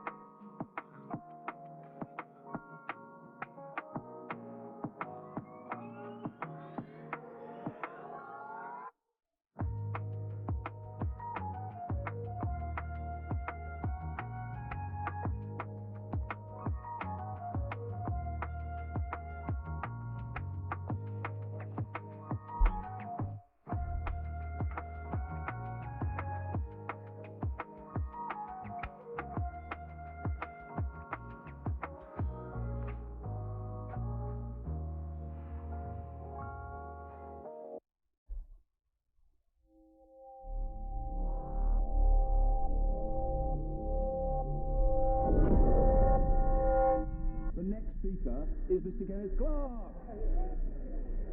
Mr. Speaker, you will not be surprised to know that it's my intention to vote against the second reading of this bill if a vote is called, and I shall be supporting the reasoned amendment which I think is going to be moved very shortly by the Scottish Nationalists. And because of the rather measured position which the Right Honourable and learned gentleman had to present on behalf of the official Labour Party, it forced me to be the first member of this House to set out the case why I believe, and I hope I went with the last speaker, why I believe that it's in the national interest for the United Kingdom to be a member of the European Union, why I believe we have benefited from that position for the last 45 years, and most importantly, why I believe future generations will benefit if we actually succeed in remaining a member of the European Union. It's a case that hardly received any national publicity during the extraordinary referendum campaign, but it does actually go to the heart of the historic decision that the House is being asked to make now. It so happens that my political career entirely coincides with British involvement with the European Union. I started over 50 years ago supporting Harold Macmillan's application to join. I helped get the majority cross-party vote for the European Communities Act before we did join in 1973, and it looks like my last parliament is going to be the parliament which we leave. But I do not look back with any regret. We made very wise decisions. I believe that membership of the European Union was the way in which we got out of the appalling state we were in when, after Suez, we had discovered that we had no role in the world we were clear about once we'd lost our empire, and that our economy was becoming a laughing stock because we were falling behind the countries on the continent that had been devastated in the war but appeared to have a better way of proceeding than we did. And I believe that our membership of the European Union restored to us our national self-confidence, gave us politically a role in the world as a leading member of the Union, which made us more valuable to our allies, like the United States, and made our rivals, like the Russians, to take us more seriously because of our role of leadership in the European Union, and it helped to reinforce our own values as well. And our economy benefited enormously and continued to benefit even more as the markets developed from our close and successful involvement in developing trading relationships with the inhabitants of the continent. I'm very fortunate to be called this early. I apologize to my old friend and right honourable friend, but there are 93 other members still waiting to be called, so if you forgive me, I won't. In fact, the Conservative governments in which I served made very positive contributions to the development of the European Union. There were two areas in which we were the leading contender and made a big difference. The first was when the Thatcher government led the way in the creation of the single market. The customs union, the so-called common market, had served its purpose, but regulatory barriers matter more than tariffs in the modern world. And but for the Thatcher government, the others would not have been induced to remove those barriers, and I think the British benefited more from the single market than any other member state. It has contributed to our comparative economic success today. We were also always the leading government after the fall of the Soviet Union in the process of enlargement to Eastern Europe, taking in the former Soviet states, and that was an extremely important political contribution. After the surprising collapse of the Soviet Union, Eastern and Central Europe could have collapsed into its traditional anarchy, nationalist rivals, military regimes. That is your galactic warning. Intermission ending soon. Independent nations, giving them the goal of European Union, Well, we got two topics left to cover.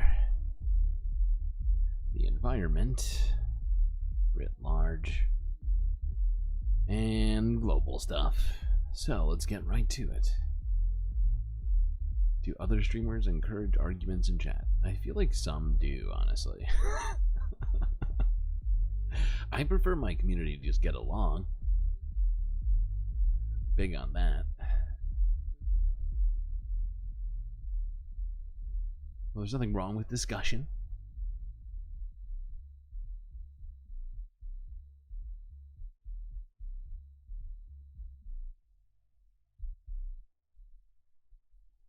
Okay, let's go to this.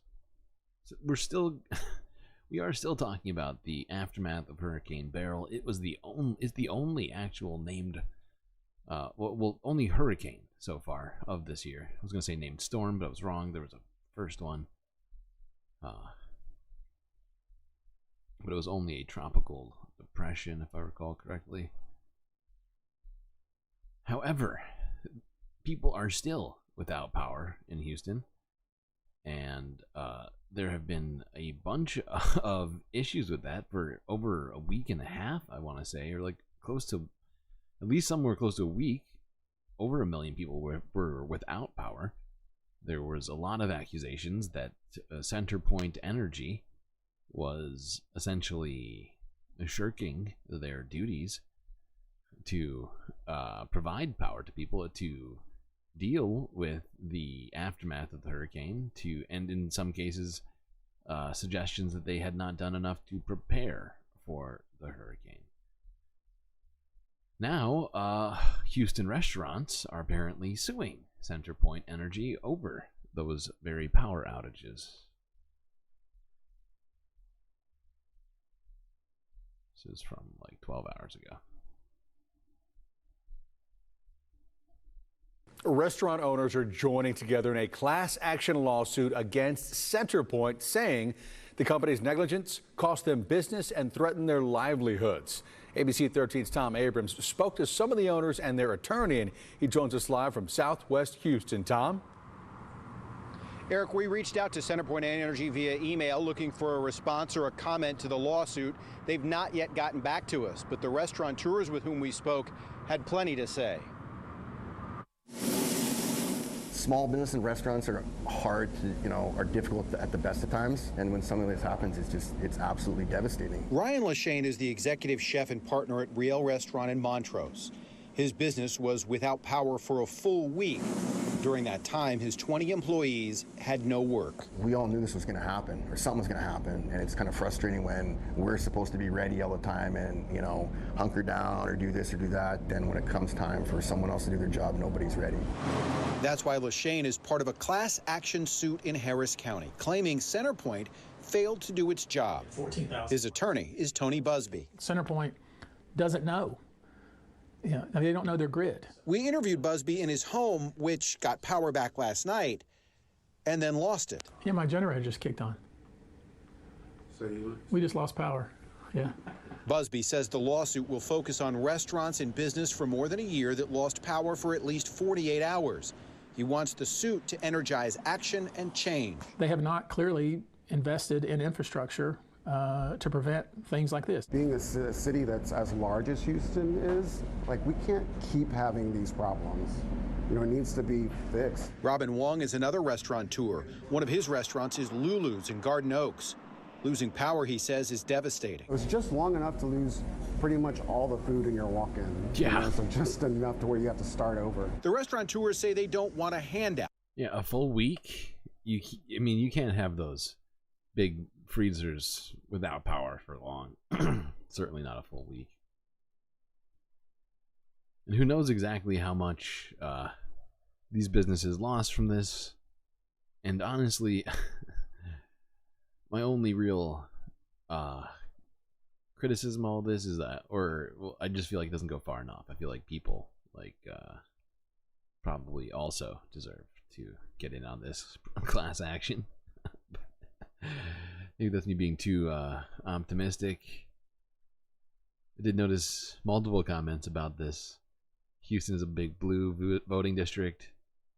Suing a company in Texas, which is pro big business. These are both true at the same simultaneously, which I think leaves what the outcome will be somewhat up in the air for now.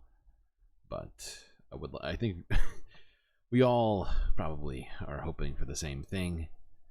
That being that this freaking power company is held to account.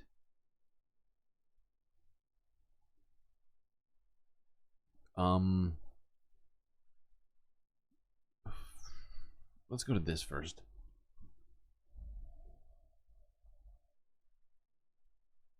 This is Associated Press from 19 hours ago showing barrels destruction in Grenada. So according to the UN climate change chief.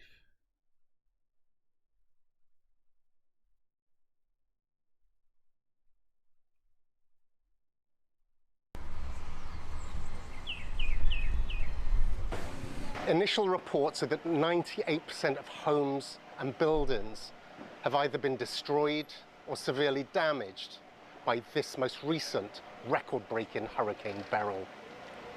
Being back home in Karaku, I and my community are experiencing the devastation that has become all too familiar to hundreds of millions of people all around the world. Beryl is yet more painful proof. Every year, fossil fuel-driven climate costs are an economic wrecking ball, hitting billions of households and small businesses, from heartland America to every G20 economy. If governments everywhere don't step up, every economy and 8 billion people will be facing this blunt force trauma head-on on a continuous basis. Yeah, I feel like that's the vibe of like a third of our streams every night. Yeah, if governments don't take more action, we continue to leave it up to the free market. This is where we wind up. Worse and worse problems.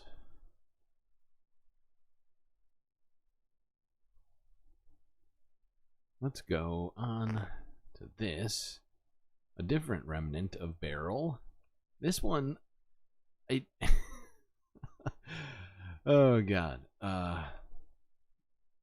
This one I somehow found myself momentarily not being upset about, and somehow feeling as if it was poetic justice. This is from NBC News from 17 hours ago, where Toronto was flooded after severe thunderstorms struck the city. These storms are, in fact, remnants of Hurricane Beryl. Now, there is one person who lives in Toronto by the name of Drake, whose home was not unscathed by this.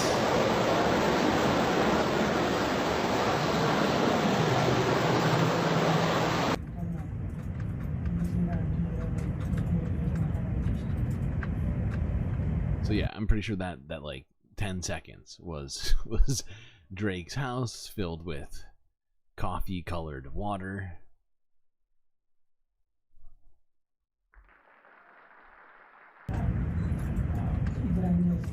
Flooding paralyzed downtown. Hold on, let me read that. Go back 5 seconds, please. No, back. There we go. Flooding paralyzed parts of downtown, and there were chaotic scenes as water overwhelmed streets amid fallen trees, down power lines, and submerged vehicles.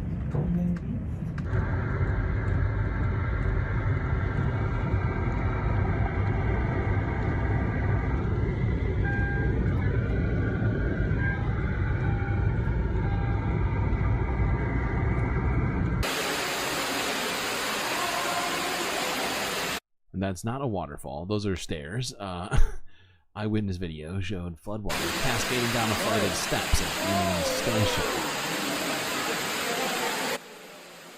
It's loud as shit.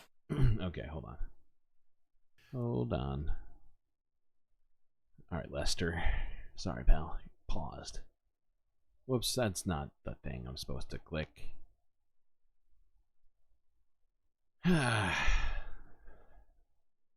Alright, we got one more video on these floods that happened in Toronto. Some of this footage is pretty wild.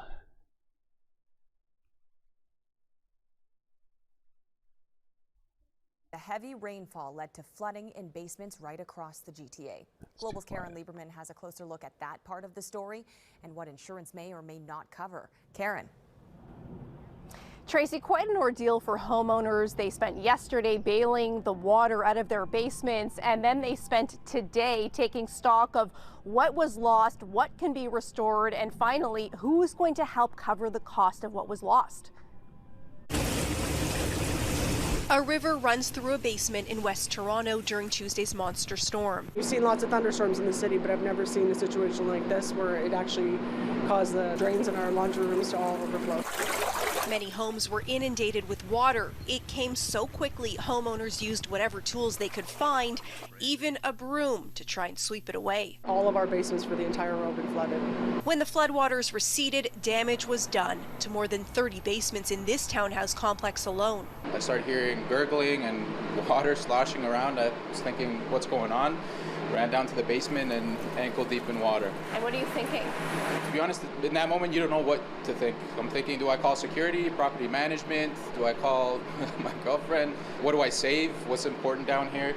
The gurgling and the sloshing now replaced with the whirring of restoration equipment. They sent an emergency unit who's been kind of trying to check the moisture levels, and they have these dehumidifiers going on. How high was the water? About yay high. Yeah, and water kept gushing out, so we were asked to keep our basement doors open, and we were trying to, like, just trying water. to even trying to direct the water down to the basement. That, for fuck's sake, does not sound fun at all. Drake's mega mansion was submerged, forcing him. Oh right, we already watched that footage.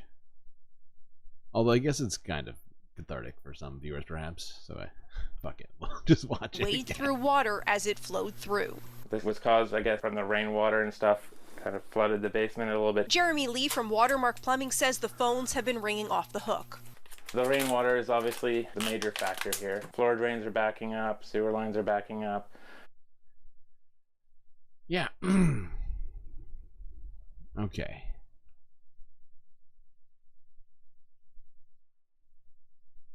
So Toronto is another place in Canada that has seen just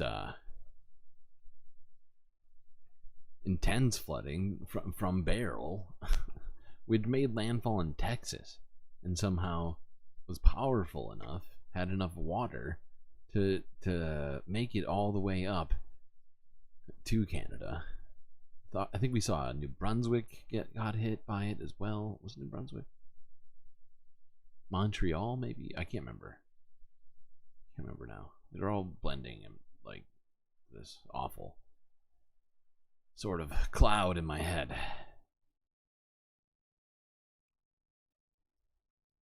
think it was Drake's tears that caused it. Alright, let's go to this. Here's a question you may not have ever asked yourself, but let's ask it. Why do we have grass lawns?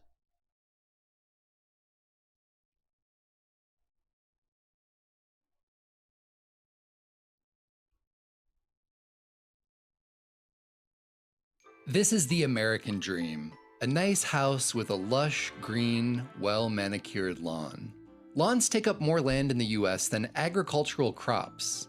All told, they account for about 1.3% of the surface area in the continental US, which is an area larger than the state of Louisiana. But the fact is, lawns are anything but natural. It takes a lot of hard work, resources, and money to make a lawn and keep it green. And it's not even a plant that's native to North America. Even Kentucky bluegrass is actually from overseas. So I can't help but wonder why it's all you see up and down virtually. Kentucky bluegrass from some foreign European nation? Don't tell me. It's impossible. Every street in America. And are there other options than the quintessential green lawn?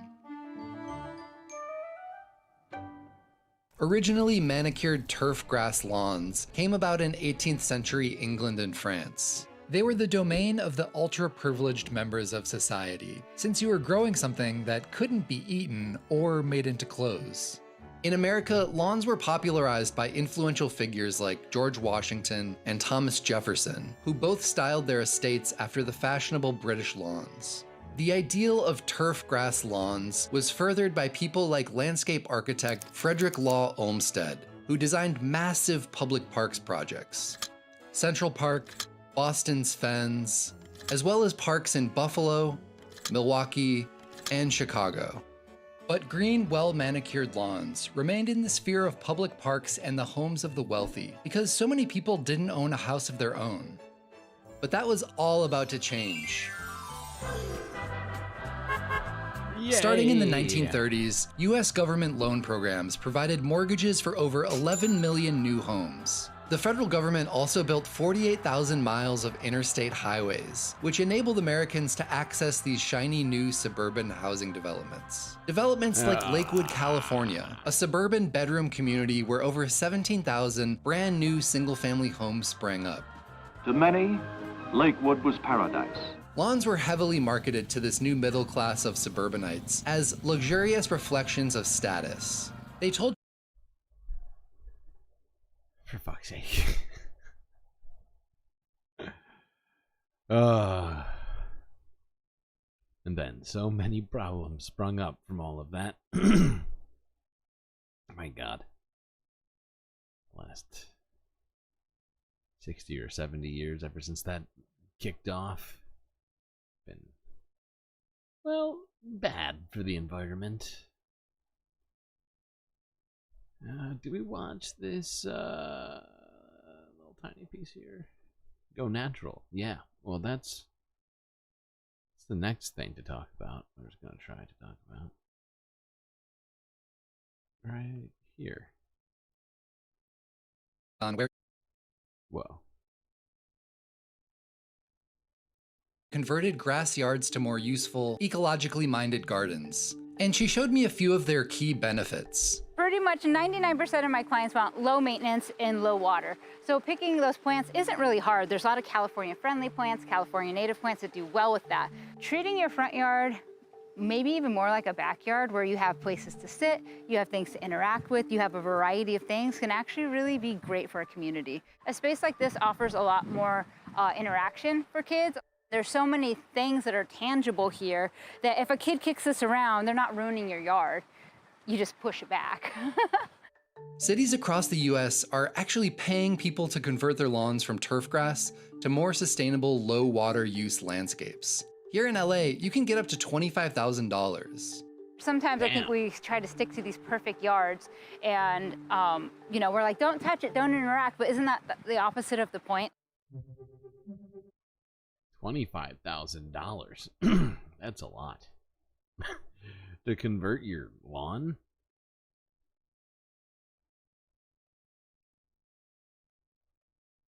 Although it's good to see the government getting involved in these kinds of things. It'd be nice to see them commit the exact same amount of money to the housing crisis and to the unhoused, fixing that at the same time. But, once again, probably just asking too much as usual.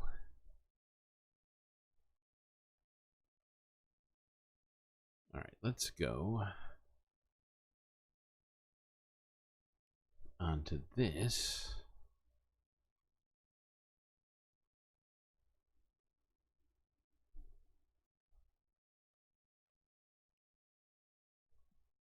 This is from 2 days ago, where a couple's cars were severely damaged by hail in Western New York. This is from News 8 WROC.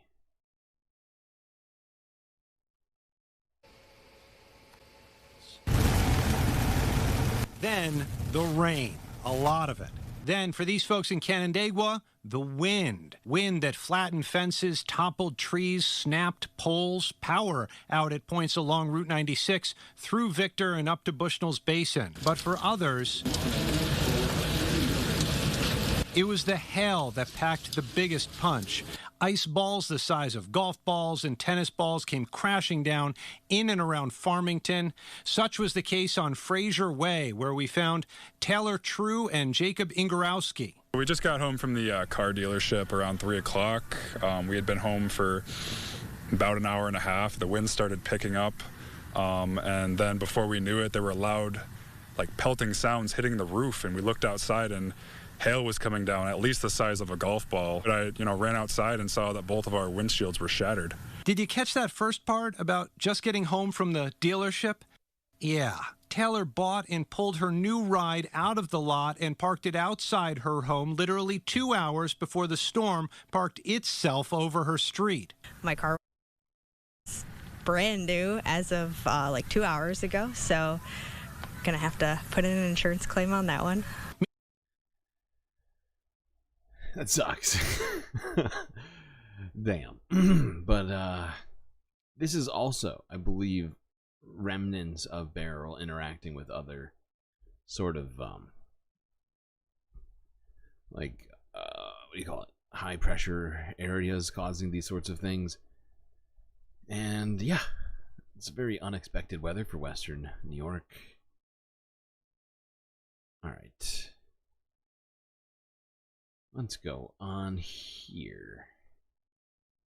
Talk about a different problem facing not just the United States, but the world at large. Is Al Jazeera English from 6 days ago, where they discussed the biodiversity crisis.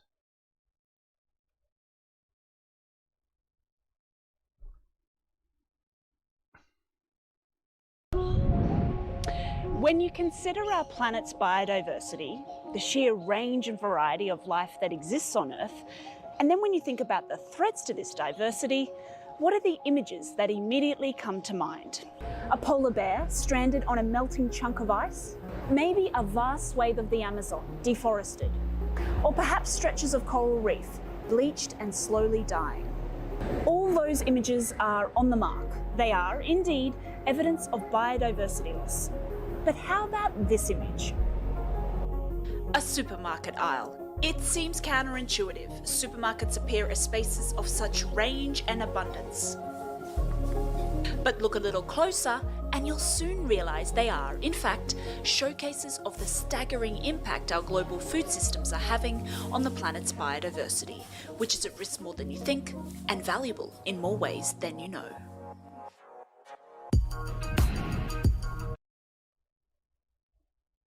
Okay, well, I'm gonna skip ahead. Oh, did that again. Good job, me. Insurance is going to become unaffordable, literally. Yeah, we've been talking about that all year.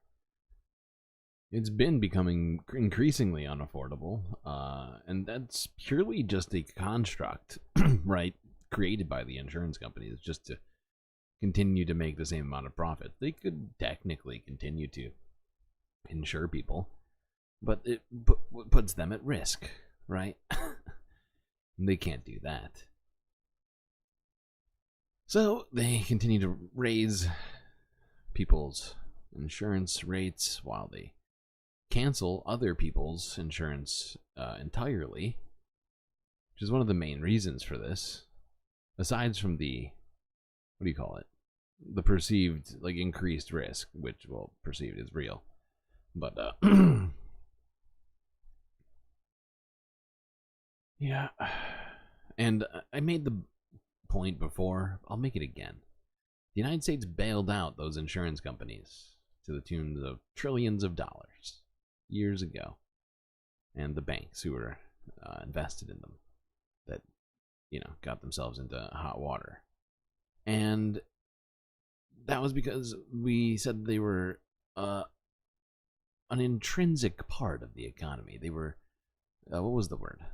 What was the word they used to justify it? They were too big to fail, right? They were too important to not exist. And yet now, they're just, you know, they're not even serving the purpose they were supposed to. Same way that the banks didn't give out loans to people, and they just gave it out to private equity and VC firms and things like that. Hold on. Where do we go to talk more about this? Let's go like right here. Against hunger has changed for the better during these past 3 years. But beneath that shiny green machine were some really big problems. When they introduced Green Revolution, you know what we thought? We thought it's something which is going to bring healthy to the people. But the little information we receive, We analyzed it and we found it very, very complicated. And these are the transnational corporations who have their own agenda. I'm calling Elizabeth Mapufu, farmer and former leader of Via Campesina, an international farmers' movement formed by 182 organisations in 81 countries. She's currently on her farm in rural Zimbabwe, where the internet connection can lag. They want to destroy all the diversity of our food crops, which our ancestors have been growing for ages and ages. They were also talking much about increasing massive use of herbicides, chemicals, fertilizers in production systems. They cause a very big damage to the environment, the soil. So green revolution to us doesn't necessarily mean we are going to produce enough and feed the world. We have 200,000. And the companies she's talking about are people like Bayer, who is the company that bought Monsanto and are, you know, responsible for a great number of products in our world that we consume. But yeah, they took over for Monsanto. There's a number of other companies like them that have been continuing to destroy biodiversity by way of their genetically modified food, they're just, you know, and monoculture sort of mentality.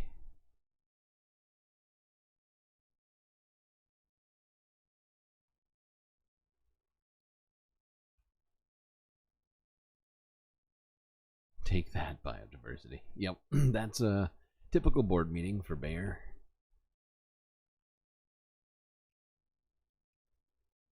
It has been grown.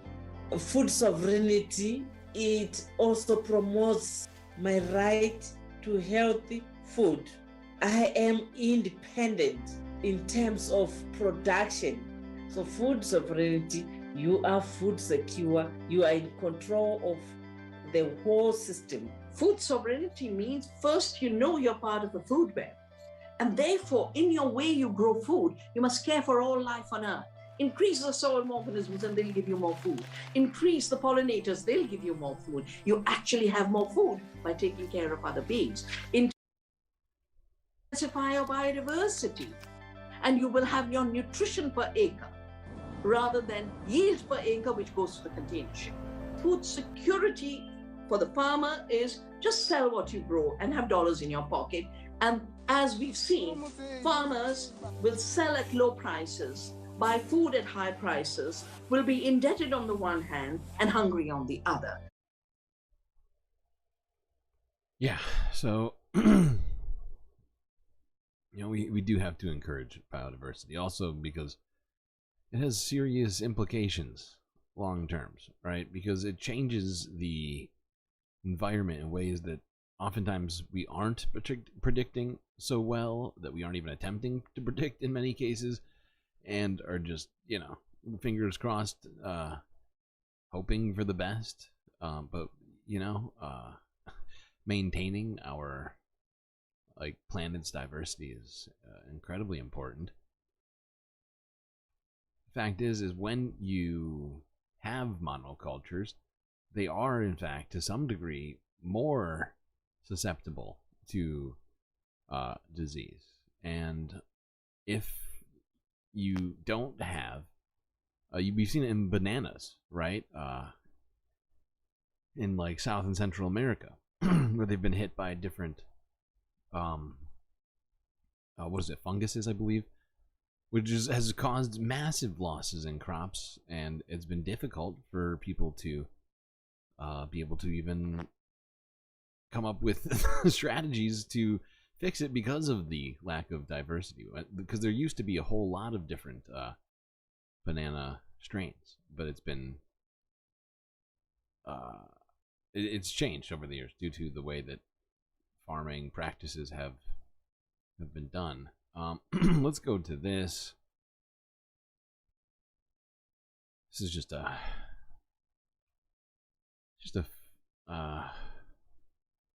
CBS, actually no, I take it back. Well, let's go to this one. CBS report, heat wave roasting the East Coast this week. This is from a day ago.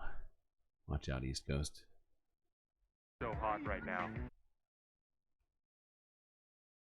Taking a look at the weather now. Tens of millions of people in the Midwest are facing the threat of dangerous storms this morning. The Chicago area saw heavy rain and strong winds overnight, and the National Weather Service reported as many as 10 twisters were on the ground. In central Iowa, at least one tornado was confirmed. Thousands across the region are now without power. An extreme heat wave continues to bake the East Coast today. The heat index temperature is expected to hit above 100 degrees in many places. And our Tom Hansen is in Brooklyn with more on how New Yorkers are bracing for the heat. Tom, good morning. Hey there, Anne-Marie. Well, I have my sweat towel ready to go because I am anticipating that it is going to be hot and it is going to be sticky. We're standing along the water here, and every now and then you can see runners out here early in the morning trying to beat the heat. That's because the sun hasn't really set in, but they are not going to be getting used to those temperatures throughout this morning because it is expected to rise dramatically. Temperatures here in New York are going to flirt with triple digits. We're going to head into the 90s, but that's certainly not what it's going to feel like. It's actually going to feel like it's in triple digits. It's part of this heat wave that's impacting 120 million Americans who are all under heat advisories, mainly in this northeast corridor. And I want to run through some of the other temperatures that we're seeing across the East Coast. Baltimore hitting or... So yeah. That's hot. Not fun on the East Coast. The heat dome traveled from the west to the east and is now, honestly, it's not even really the heat dome anymore, really. Because the west is still getting hit. It just expanded, if anything.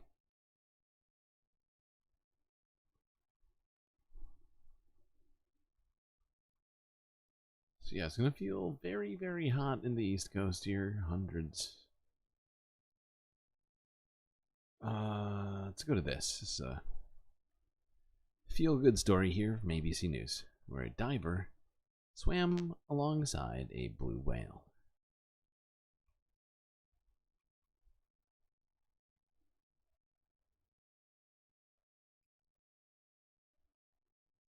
We need at least like one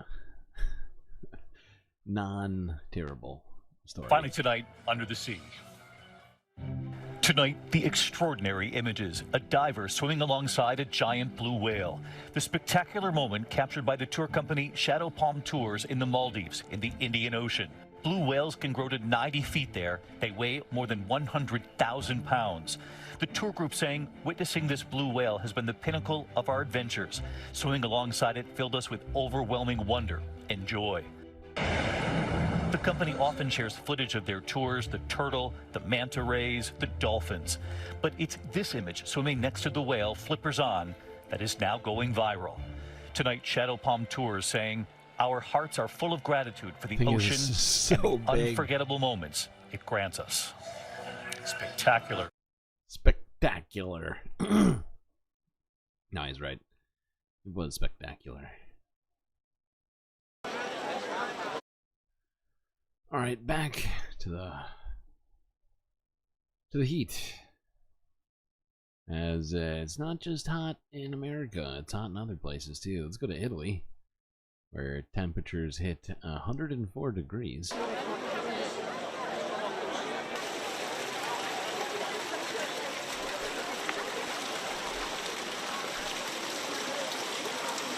Veramente sembra di stare in un Really feels like we forno are con in un an phon oven che with ci a hair butta dryer addosso pointed e at us. niente, cerchiamo di We rinfrescarci try con to un po' cool off d'acqua, with a bit bere of water molto and drink a e... lot. That sounds uncomfortable. Oven with the hair dryer pointed in your face. It was fate that you were here tonight because we were talking about whales. We talk about whales semi-regularly on this channel. We actually had an interview with one of the representatives of the orcas after one of the recent yacht attacks. Attempted to bridge some kind of a peace, but they are insistent on humans ending their destruction of the oceans first. Yeah. The heat here in Roma was crazy. It's so hot, but we can help with the gelato or water.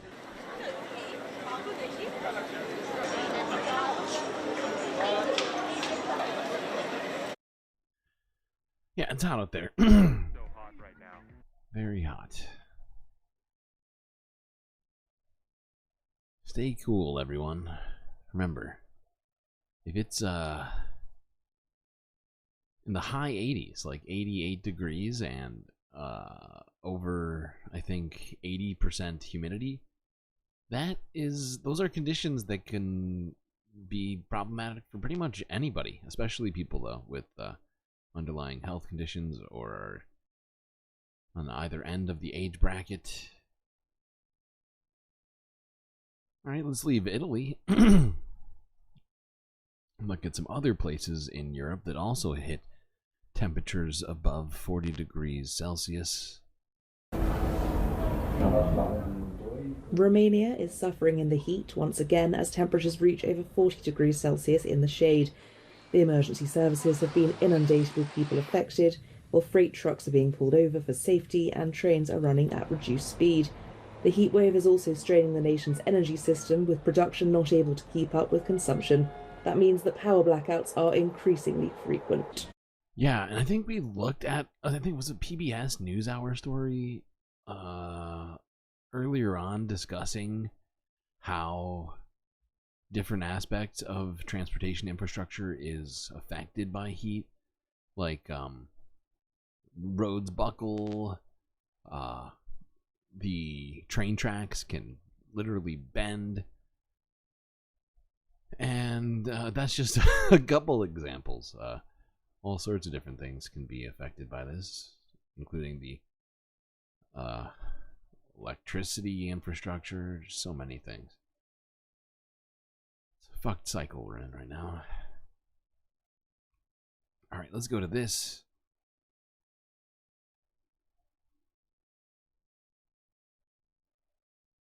It's just hot everywhere. Balkan countries also experiencing wildfires are spreading in the Balkans as temperatures rise. Bulgaria's prime minister called on citizens to be extremely careful, and the state declared red code for heat waves. Wildfires covered huge areas in south and southwest Bulgaria. Prime Minister Dimitar Glavchev visited the site of a burn house in the region of Stara Zagora, speaking to locals and volunteers who helped to fight the fire. Овладяна е ситуацията. Тук предстои и тук да бъде овладян. Обърнали сме се за помощ is ready to provide additional support if necessary through the Interdepartmental Commission for Recovery and Assistance. Чехия, от Румъния. Give assurances from. There are also 10 I think it said Romania. Fires in North Macedonia. The most spread one is in the region of Stip and Negotino at the Serta mountain. There are about 700 to 800 hectares of pine forest, and the fire is still not under control. The government of North Macedonia asked from the European Union to activate the mechanism of the civil protection, and following its affirmative response, air tractors and helicopters arrived from Turkey, Montenegro, Serbia and Slovenia and were deployed in the fire zones. Yeah, so it's not just the western United States is on fire, it's also Europe. We also saw fires in India, but I don't know if those are still going on.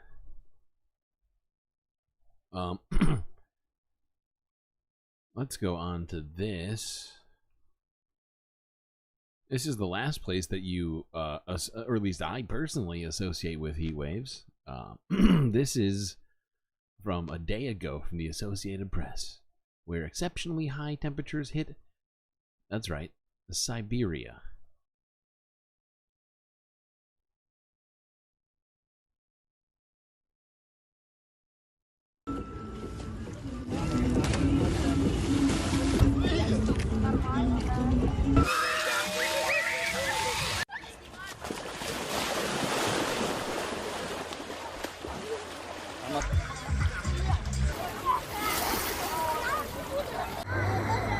Like, when you say Siberia to me, I think Rocky, running through the snow, frozen hellscape in which, nothing returns. Not place experiencing heat wave. No. Not, maybe I have a fucked or warped view of what Siberia is.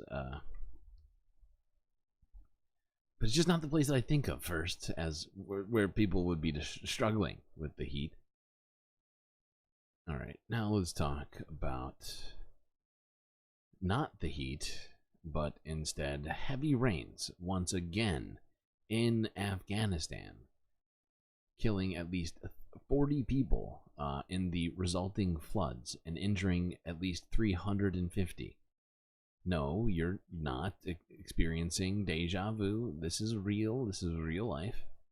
Happening again for I guess the third time this year. Very similar casualty numbers. It's shocking how this has happened this many times today. This year.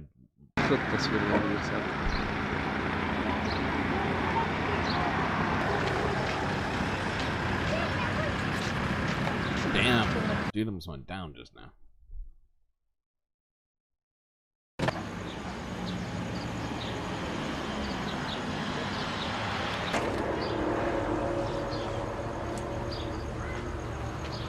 There were storms and rainfall yesterday.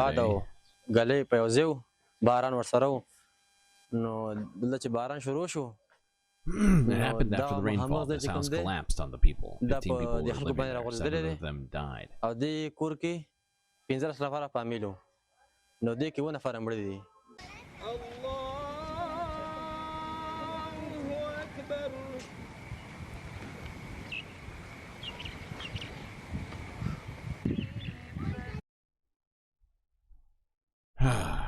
Wow. I kind of thought that the monsoon season was ending in Afghanistan, but nope, still incredibly heavy rains happening there, causing things like that. Let's go to this now. The United Nations from a day ago, where a very high-level meeting on sustainable development started at the United Nations. I believe this is COP. Is this COP? I forget the name of it. Esta semana aportaremos más energía, impulso y soluciones para hacer realidad los objetivos de desarrollo sostenible. The high-level political forum on sustainable development officially opened this Monday at the United Nations. I look forward with optimism to a strong outcome of this ministerial and high-level segment, because it is you, honorable ministers and decision makers, acting at both at the national and here at the global stage, who can drive real transformational change to achieve our 2030 agenda for sustainable development. In today's divided world, the SDGs can unite us. The goals can also mend the social contract between people and power, between governments and the citizens they represent and serve. But the success of the goals means keeping the promises the world made here 9 years ago. Yeah, and ending poverty, like she said, or is about to say, definitely an important part of doing that. People who are impoverished are more likely to not have the time or energy to consider any of their actions as it relates to the environment.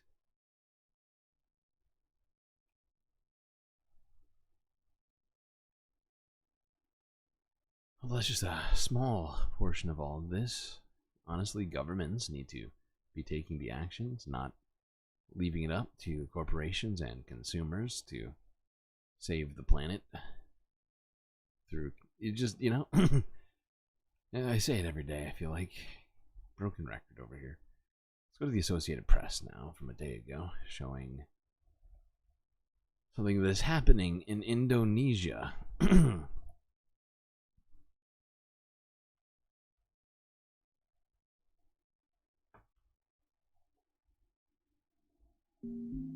Deforestation more than doubles in Indonesia when raw nickel processing plants come online, according to a new analysis of government data reviewed by the Associated Press.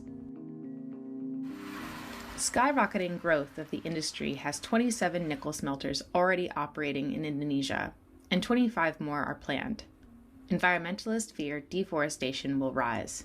When I visit the smelters area, I see actually more on the destruction that's happening in the area, not only about the nature but also cultural. Can see that most of the smelters is near to the coastal area, and the forest surrounding is almost gone already. Locals who have relied on forests for generations told AP they've seen their income and ways of life decimated since smelters were built near their villages. You can't even hunt anymore. Farmers' livelihoods can't be met. Because of its energy storage capacity and ability to withstand extreme heat, nickel is needed to produce steel, many electric vehicle batteries, and cell phones. Most of the world's nickel reserves are in Indonesia, a country that is home to one of the world's largest rainforests and endangered wildlife. Whole forest is just gone. Now, Indonesia is a huge country, but it's also very, very low-lying in terms of elevation, and it is one of the countries that is particularly under threat from rising sea levels. Palm oil production also destroys a lot of Indonesian raisin forest. Yeah, that's true. That's true. Not just there, but yeah. Let's go on to the regulars. Or do we take another space break?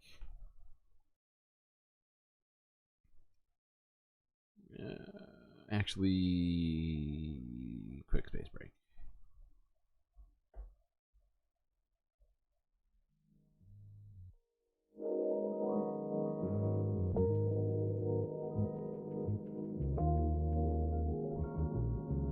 Well, I hope everybody is still enjoying the show. If you haven't already, hit the like button and don't forget to subscribe.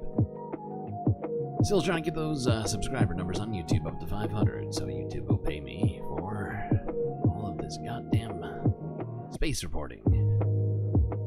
Anyway, if you've done both of those things and still want to help support the stream, well, here's a great option. You can become a supporter on Patreon. Just a few US dollars a month, you gain access to all sorts of sweet, sweet space benefits unseen by the rest of the goddamn galaxy, while also supporting what we do here at the Galactic News Network.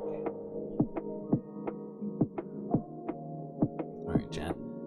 Final space intermission, so do what you gotta do before we finish this out.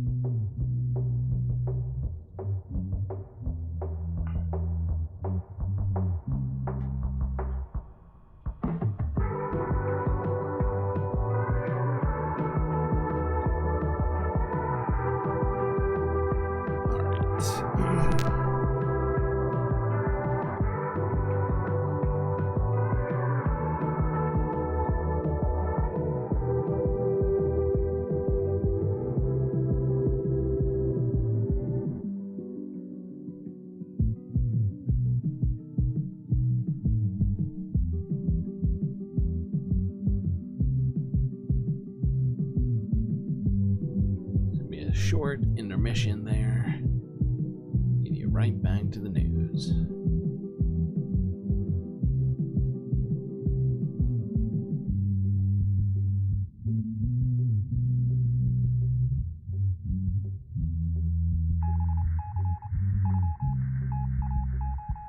Galactic intermission ending.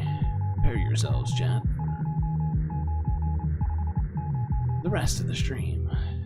Who's that on the moon? That's Philip J. Fry on a Scooty Puff Jr.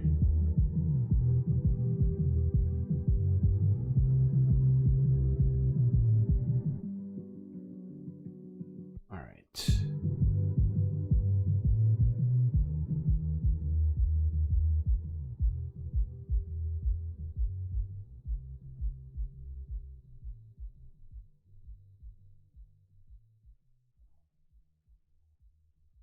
In the last Ian Bull scenes, yeah, it just felt right because he looks like, he looks like E.T. And I don't know, I just love him. I love it, and it honestly took me a long time to get that gif right.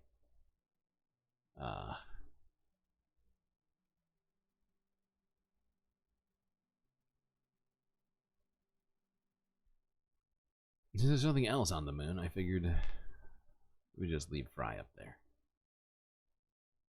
His silhouette emblazoned in the sky. I feel like Fry is very on brand for this stream. Not gonna lie.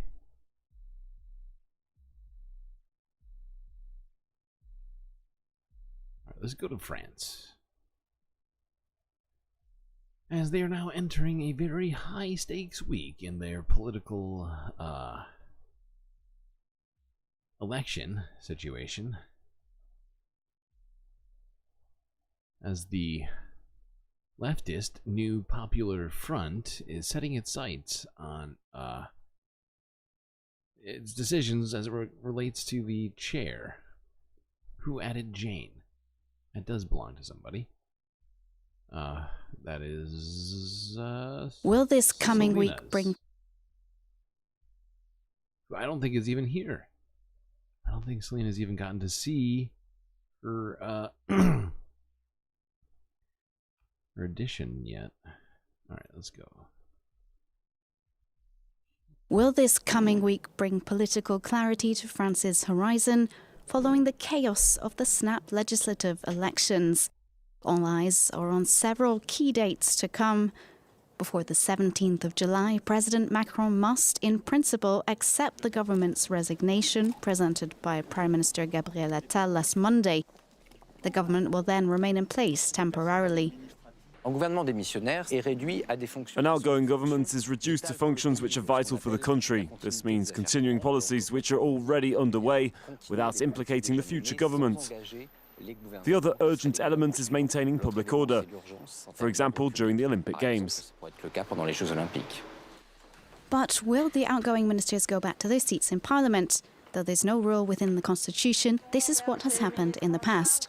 These 17 ministers and MPs intend to participate in the 18th of July vote to elect the President of the Assembly. There remains much uncertainty around the succession of Yael Braun-Pivet, for which she herself is a candidate.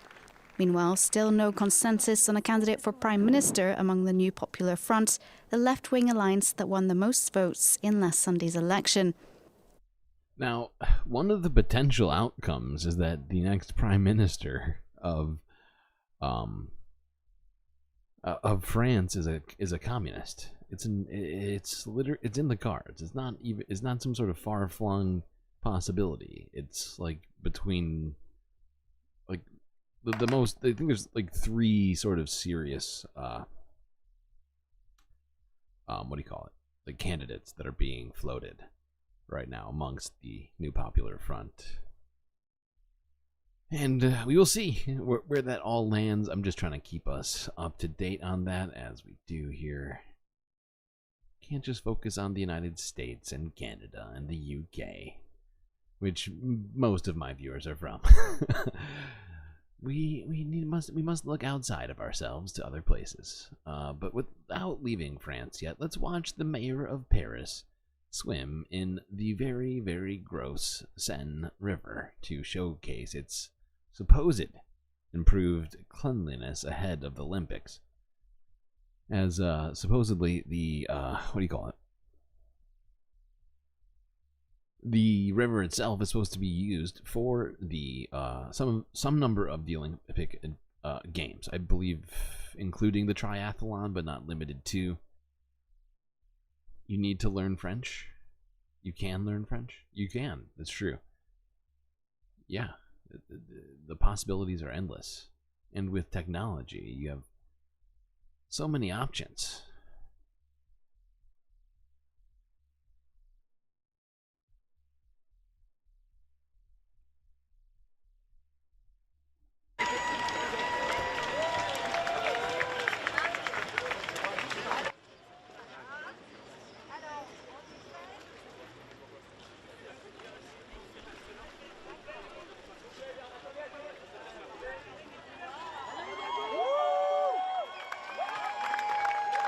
Le musique.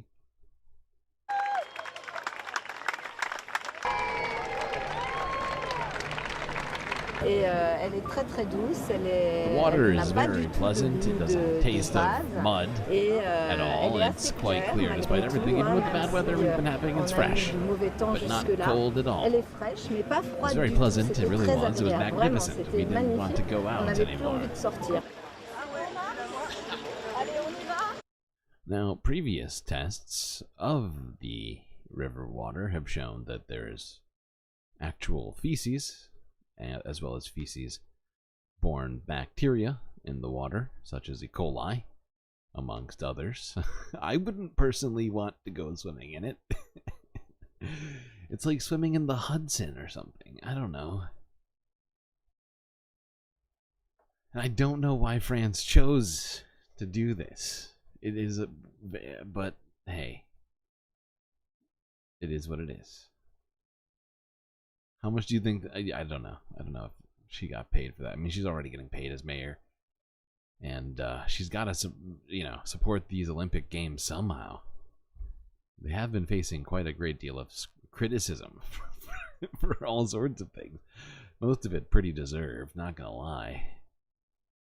Including, but not limited to, social cleansing.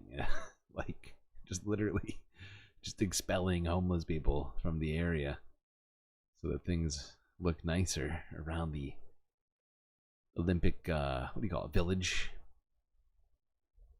Alright, let's go further east here. This is from 19 hours ago, where a former Kosovo Liberation Army member was just found guilty of war crimes 30 years later.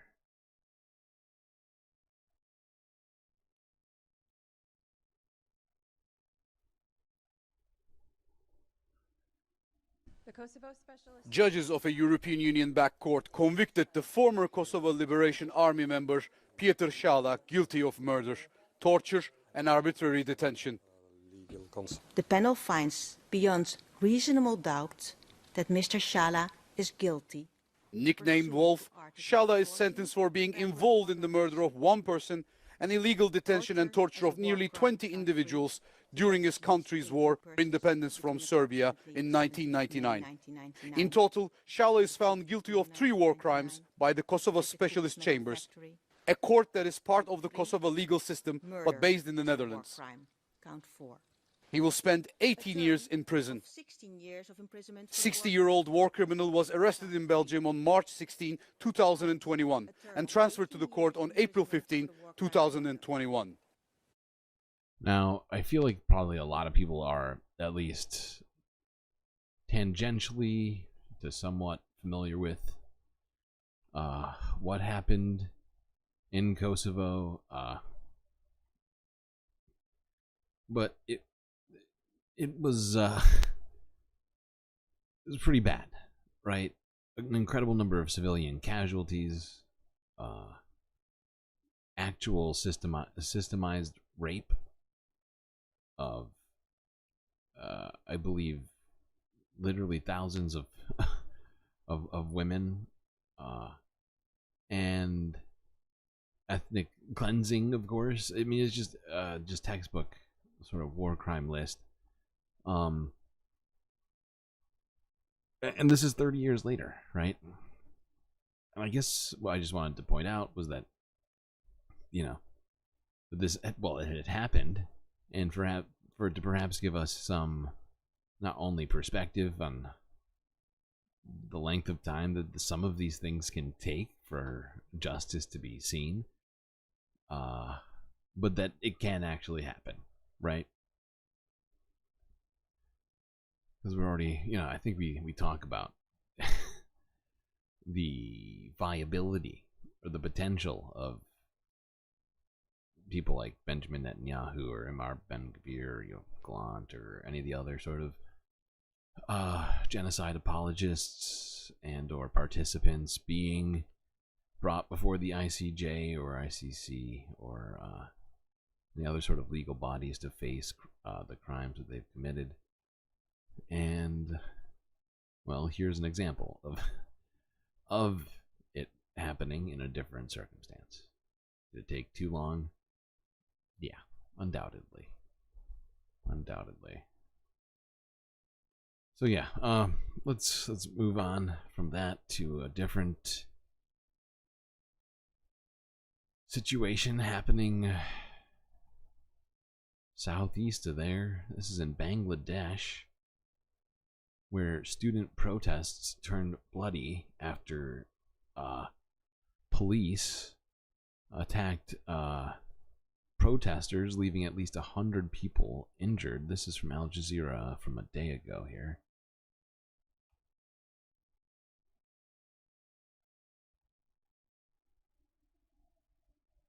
Now, dozens of people have been injured by violence at student protests in Bangladesh. Police fired tear gas and charged with batons after fighting broke out between rival groups near Dhaka on Monday. Students have been protesting for 2 weeks, calling for an end to what they say are discriminatory quotas for public service jobs. They say it favours supporters of the ruling party and want a merit-based system instead. Well, for more, we're joined from Dhaka by Tanvir Chowdhury. And Tanvir, so calls for a more meritocratic system in Bangladesh. What's the latest on the protests? Well, where you see right behind me is the Dhaka University campus. This area was a stage for violence yesterday all day long. Now it's quiet. It's guarded by the pro-ruling party student wings with sticks and helmets. They're in the whole area.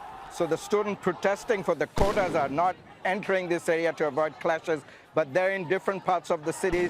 Now even the private university students from different parts of the city and across the country have joined in protest, and they're blocking intersection in different parts of the city.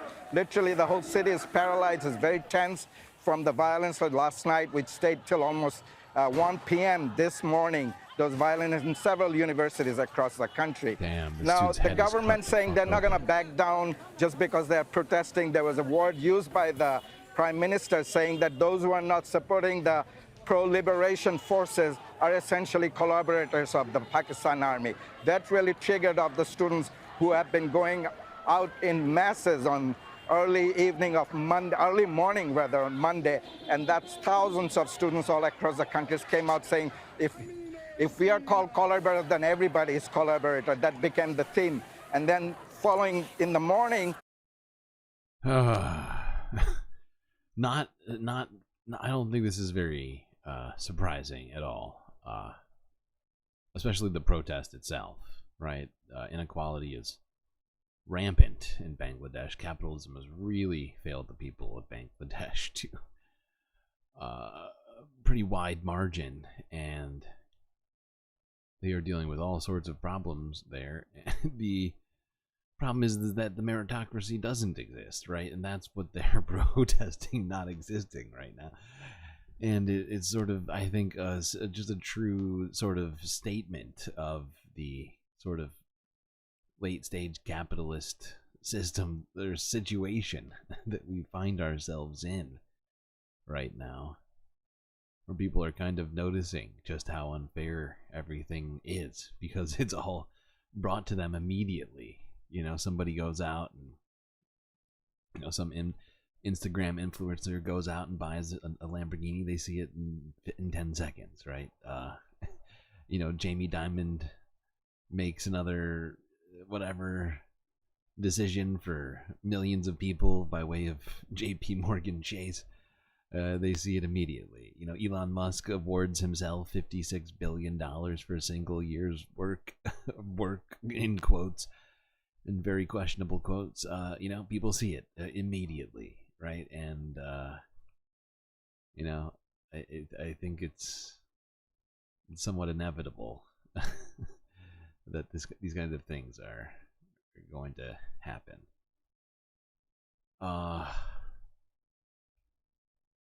Hopefully those in power wake up and start actually, I don't know, fixing the inequality and the problems that they've created.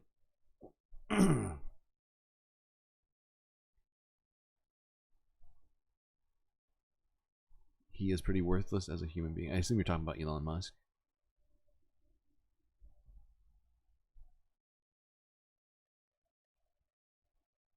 There's no way he's worth that. His efforts, his output as CEO of Tesla is worth anything like that. That is ridiculous. That is absolutely ridiculous. For multiple reasons. We could cite them all, but here's two. One, it's more, I'm pretty sure it's more than the entire revenue of Tesla last year. I could be wrong on that, but I think it's pretty close. But also, it happens to be more money than all of his workers combined get paid in a year. There's no way that one man deserves to be paid more than all of the workers of a company, with especially as many fucking workers as he has. Like, it's just, there's no excuse for it. It is just wild. Just wild corruption. Okay, let's quickly talk about the economy a little bit here, but in China. China's economy in focus as GDP growth disappoints. This is from a day ago out of Yahoo Finance. Here's a place we don't go to very often for news. Go web go.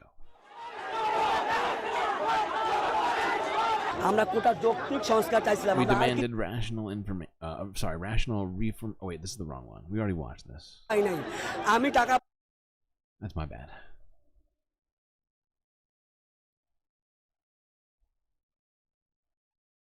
Moving on to another story that we are watching this morning. China's economic growth coming in worse than expected. The country's second quarter GDP rose by 4.7% year on year. Oh no. That's a miss on expectations of a 5.1% move. Oh no. So this is what everybody's worried about, okay?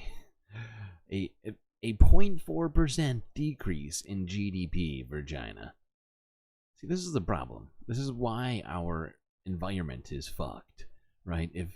If economy grows but not enough, oh, everybody in the financial industry is like, oh no, fucking everything's on fire and blah blah blah. Like like you know, the capitalists just aren't satisfied with insane record profits. Like, they have to be new record profits every year, otherwise just oh god, then the whole world is just doomed, right? And it's really just their worlds, their perceived idea of, you know, being in a completely different world than everybody else. Sort of like a carbon, what's it called? Altered carbon sort of future. I feel like we're headed towards. We need to change that before we get even close. Not gonna lie. All right, we don't need to watch any more of this one, but I do want to watch the next two just to really. Just to have a giggle about all this. Here's Reuters from a day ago. Weak China demand hurts Cartier. Oh no, not Cartier. That is so sad. Not oh god. Cartier? Haven't they had a hard enough time selling overpriced bags built in sweatshops? Sales at Cartier owner Richemont fell below expectations last quarter. I'm sorry, I take it back. I take it back. Cartier makes jewelry, don't they? I was wrong. Not bags. Group on Tuesday blamed a slump in Chinese demand. Sales rose 1% to $5.77 billion, below analyst projections of a 2% rise. Oh no. Richemont said all regions delivered growth except for the Asia Pacific, where sales dropped 27% in China. However, those struggles were partly offset by a strong performance in... So sad, though. Oh my gosh.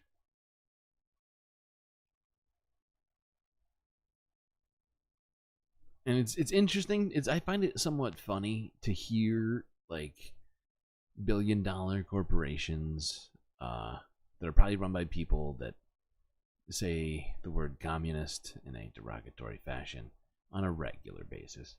Or at least listen to people like, I don't know, like Tucker Carlson, to be like super disappointed about China not spending enough money. I thought they were like a communist country. What's going on here? I'm just not making sense. It doesn't add up. Hugo Boss is cutting its sales outlook again amid doubts over demand in key markets like China. The German fashion house said Monday it expects annual sales of up to about 4.35 billion euros, or a little over $4.7 billion. Boss has flagged concerns over demand in China, where an economic recovery has proved uncertain. It has also... It's so sad for Hugo Boss.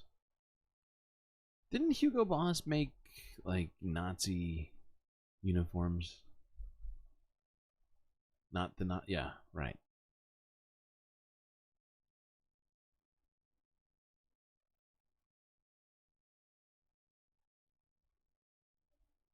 All right, let's move on from the Chinese economy to a different thing that happened very recently. Now, the NATO summit just got done last week. China was accused of helping facilitate Russia's war on Ukraine. And then this happened. After denying that they were facilitating it, China and Russia decided to have a joint naval drill on the open ocean. Seems somewhat counterintuitive or contradictory. China and Russia's naval forces kicked off a joint military exercise only days after NATO allies called Beijing a decisive enabler of the war in Ukraine. Forces from both sides patrolled the western and northern Pacific Ocean, according to the Chinese Defense Ministry. However, the ministry also said in their brief statement that the operation had nothing to do with international and regional situations and did not mean to target a third party. The joint drills came on the heels of China's latest tensions with NATO allies last week. Only days ago, NATO's Deputy Secretary General said China was seen as directly enabling the war between Russia and Ukraine. Before that, a sternly worded communication from NATO expressed concerns over Beijing's nuclear arsenal and its capabilities in space. Okay, I think we get it. Temu earpillows is the next Nazi fashion. I think we already determined that those are going to be built not by Temu, but by Mike Lindell. I could be wrong. I could be wrong, but I think my ear pillow was the first one suggested, and I think I'm sticking with that one right now. Mike Lindell is in some real trouble financially right now. He needs any gimmick he can find, and I think those ear pillows are coming in hot, which isn't what you want with a pillow. I think most people appreciate a cool pillow. I know I do personally. All right, let's go to the Middle East. First, we're going to talk about Lebanon.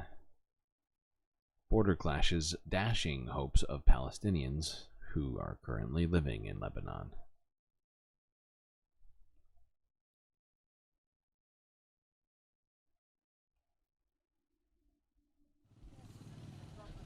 Ali's grandparents came to Lebanon in 1948. He's now one of the estimated 300,000 Palestinian refugees living in Lebanon, although he would prefer that wasn't the case. He's already tried to flee twice. People should create a better future for themselves, and that's why people think of traveling. I was actually shocked to hear that that number was so high. 300,000 Palestinian refugees in Lebanon. I mean, I knew that there were some, but in my head it was like 50,000. To travel illegally, but it didn't work. Even me, after everything that happened to me, if I could travel, I would still travel, because here I can't do anything. I can't have a future for my kids or myself here. Life isn't easy for Palestinians in Lebanon.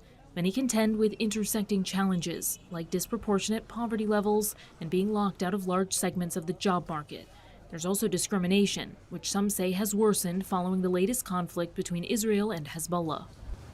In Lebanon, there are people against Palestinians. There are places I go to that say he's a Palestinian. Because of him, we have war. So some people hate us. Oh, Most that's an unfortunate Palestinians in Lebanon face similar conditions, but I mean, even in Lebanon, Palestinians are facing racism due to the war. People blaming them for it. And, that's fucked. I feel like they're already going through enough. communities here are very diverse. Some only want to leave. Others are determined to stay, in part because some feel it is their duty to stay and fight if the conflict with Israel expands. If there is a war from Lebanon against the enemy, of course we will participate. We are waiting for this moment because we have to fight the enemy that took our land and displaced our parents from Palestine. We are waiting for this moment. All the Palestinian people, God willing, women, men, kids, God willing, hopefully they all have a role in freeing Palestine. Officials in Shatila say their aim is peace alone.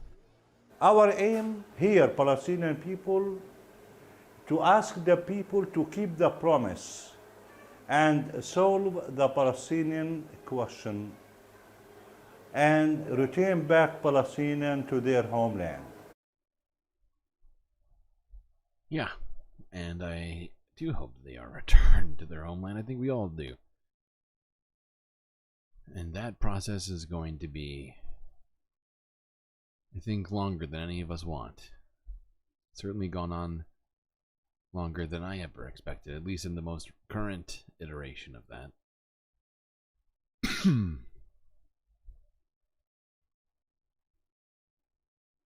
But how that will happen is something of the question of the day, pretty much every day.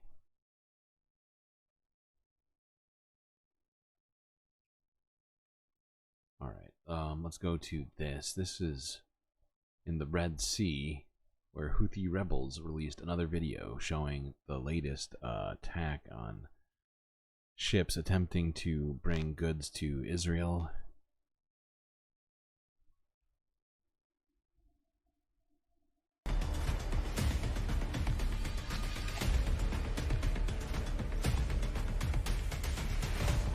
I don't know why they blurred it. Pretty sure it's just a boat. You can kind of see the wake behind it, right?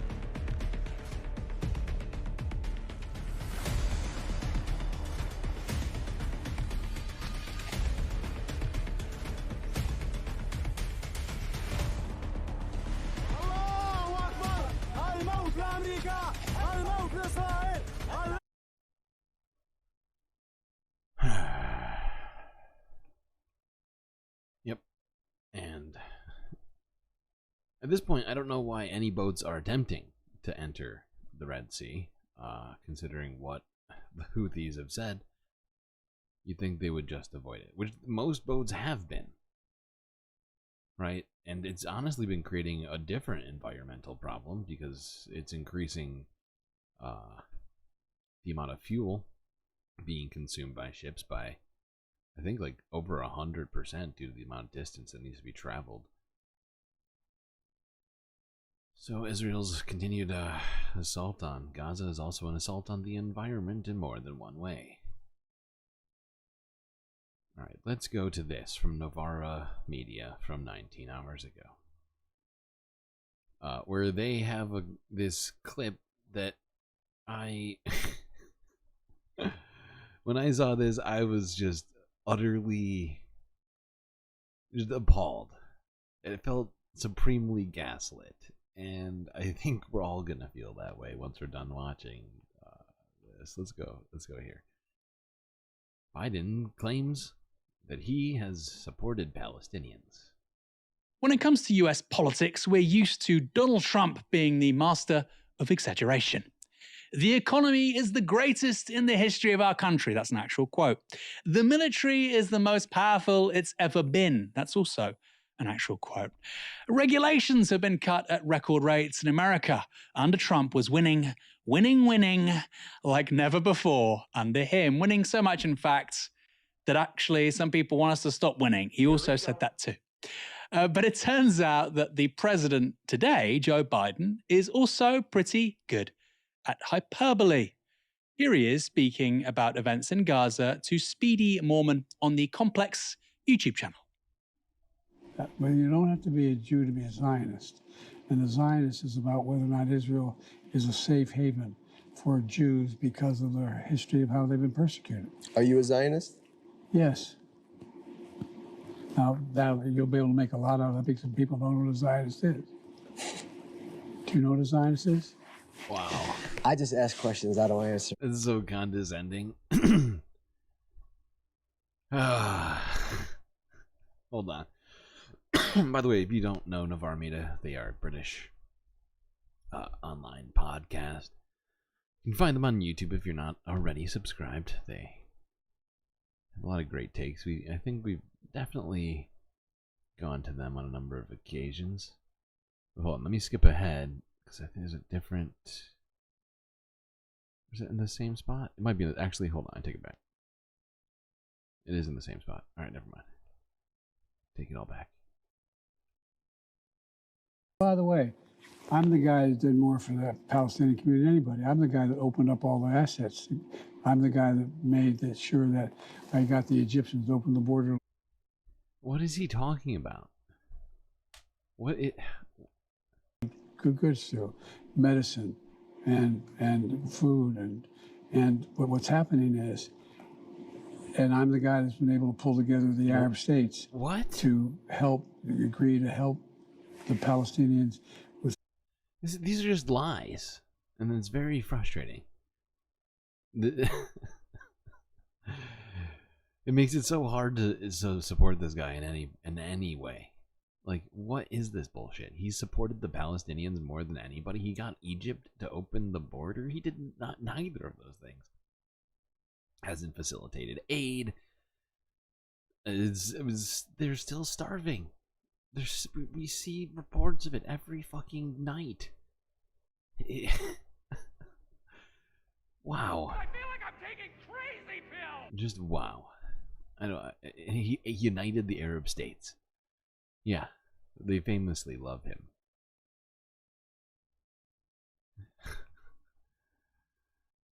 Oh my god, it's Jover.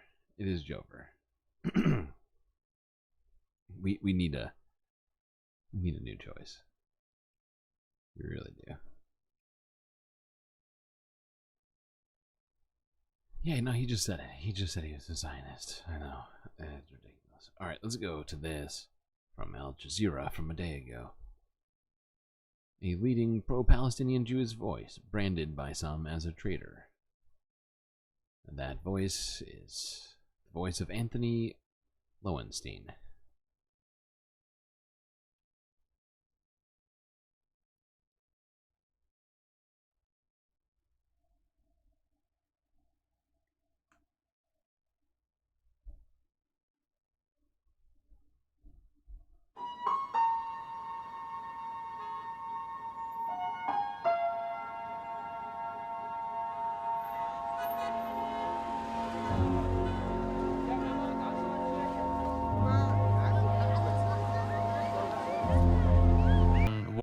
It's unfortunate that none of the Western mainstream media is willing to have guys like him on to talk.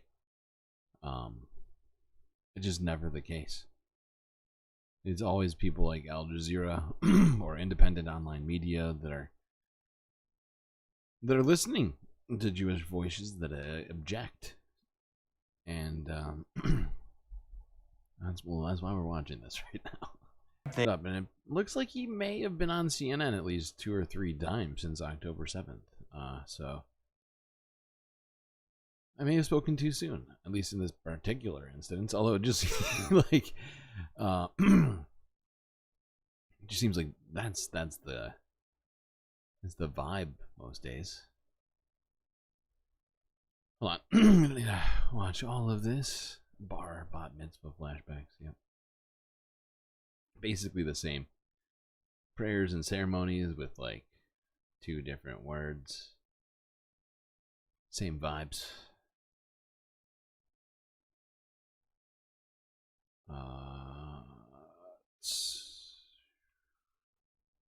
Skip to here. Has been fielding the same questions for what appears to be a couple decades. And those are the same questions that I think people are, and or sort of the sentiments that people are having to push back to till today. Yeah, it's unfortunate that those voices are suppressed and ignored,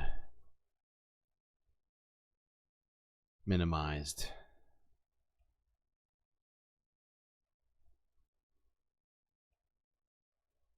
Okay. Ooh, we are at our penultimate video already. Little round of applause for you, chat, for having made it this far.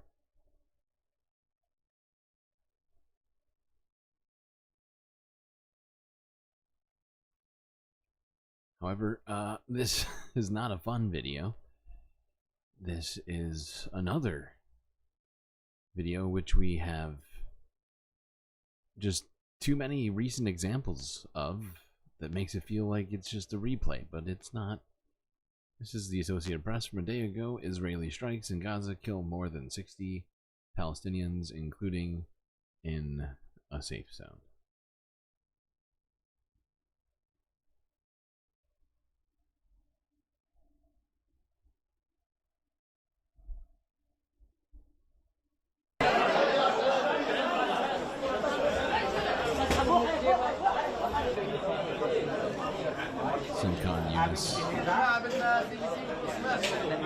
أنا نازح من الشمال I fled from the north to the south of Gaza. فبلغنا بإصابة ولاد عمنا هو ابن عمي هو وأمه وأبوه وأخوه كلهم هذول قاعدين في الأماكن الآمنة اللي بيدعوا إنه أماكن آمنة.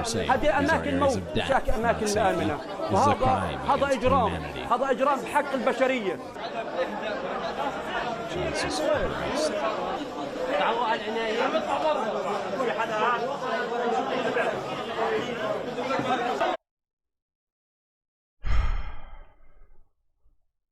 Yeah, they're not zones of safety, they're zones of death. Directly from the mouth of a person who was just in one of those safe zones. Okay. And this is just one of, I think, 3 examples from the last week of casualties in safe zones, supposed safe zones, in central Gaza.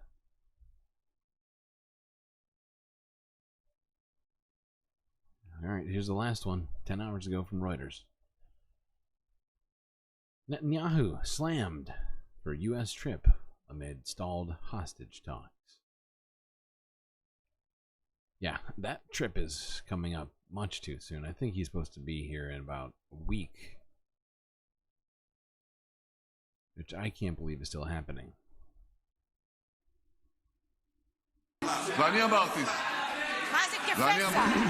Israeli Prime Minister Benjamin Netanyahu faced heated opposition in the Knesset on Wednesday from opposition lawmakers. He was repeatedly interrupted and challenged for his management of Israel's war against Hamas in Gaza and over stalled talks aimed at freeing Israelis held hostage by the Palestinian militant group. אמרו לנו תעצרו, מספיק, אפשר לסיים את המלחמה, צריך להתפשר, צריך להבין, אי אפשר לנצח את החמאס. Netanyahu defended the military's accomplishments, saying he'd defied international pressure to back down before accomplishing his objectives. The prime minister faces widespread criticism for security failures. Which shouldn't be a bragging point. You know, he's using it as like, see, like look what I did. I ignored international pressure to stop the genocide. Aren't I so great? Aren't I a good guy? Ahead of Hamas's surprise attack on October 7th, when gunmen from Gaza rampaged through Israeli towns, killing 1,200 and taking more than 250 hostages, according to Israeli tallies. Israel's devastating retaliation has killed more than 38,000 Palestinians, according to Gaza health officials, and reduced nearly all of the densely populated enclave to rubble. But more than 100 Israelis are believed still held captive in Gaza. Hopes that a proposed ceasefire agreement outlined by U.S. President Joe Biden might bring an end to the fighting and a return of hostages have dwindled, as Israeli and Hamas negotiations, mediated by Egypt and Qatar, drag on. Protests in Israel, sometimes numbering in the tens of thousands, have demanded Netanyahu bring the kidnapped home and resign.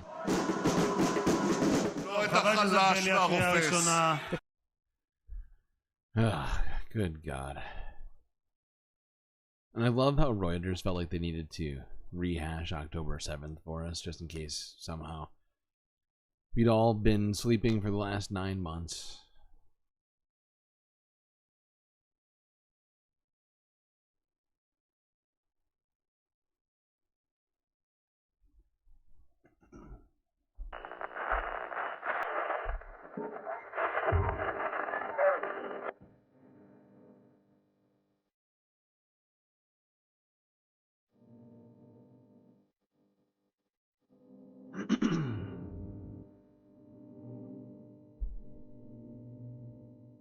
Well,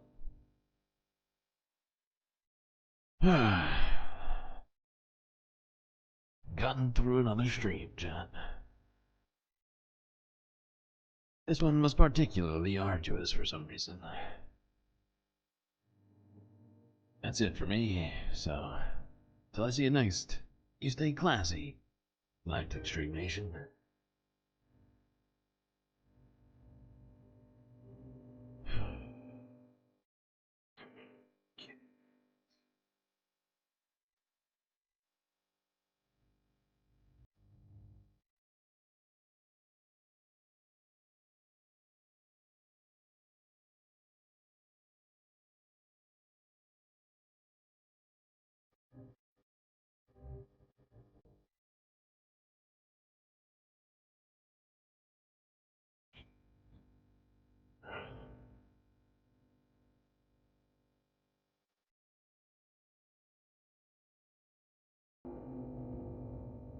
Can't forget this. These are your galactic patrons. Gabby, Gothdogs, Aaron W, Biddy, Afroponics, Interplanet Janet, DB, Robot Cat, Selena, The Antigua Priest, Boanoa, Nadia, Mrs. Jen, Omega Star, Pitchfork Dragon, Vincent Morales, and Donald James X. That's right, all these people here have done the most recommended galactic thing. Something you can do too. I've got that link there in chat. Write that down.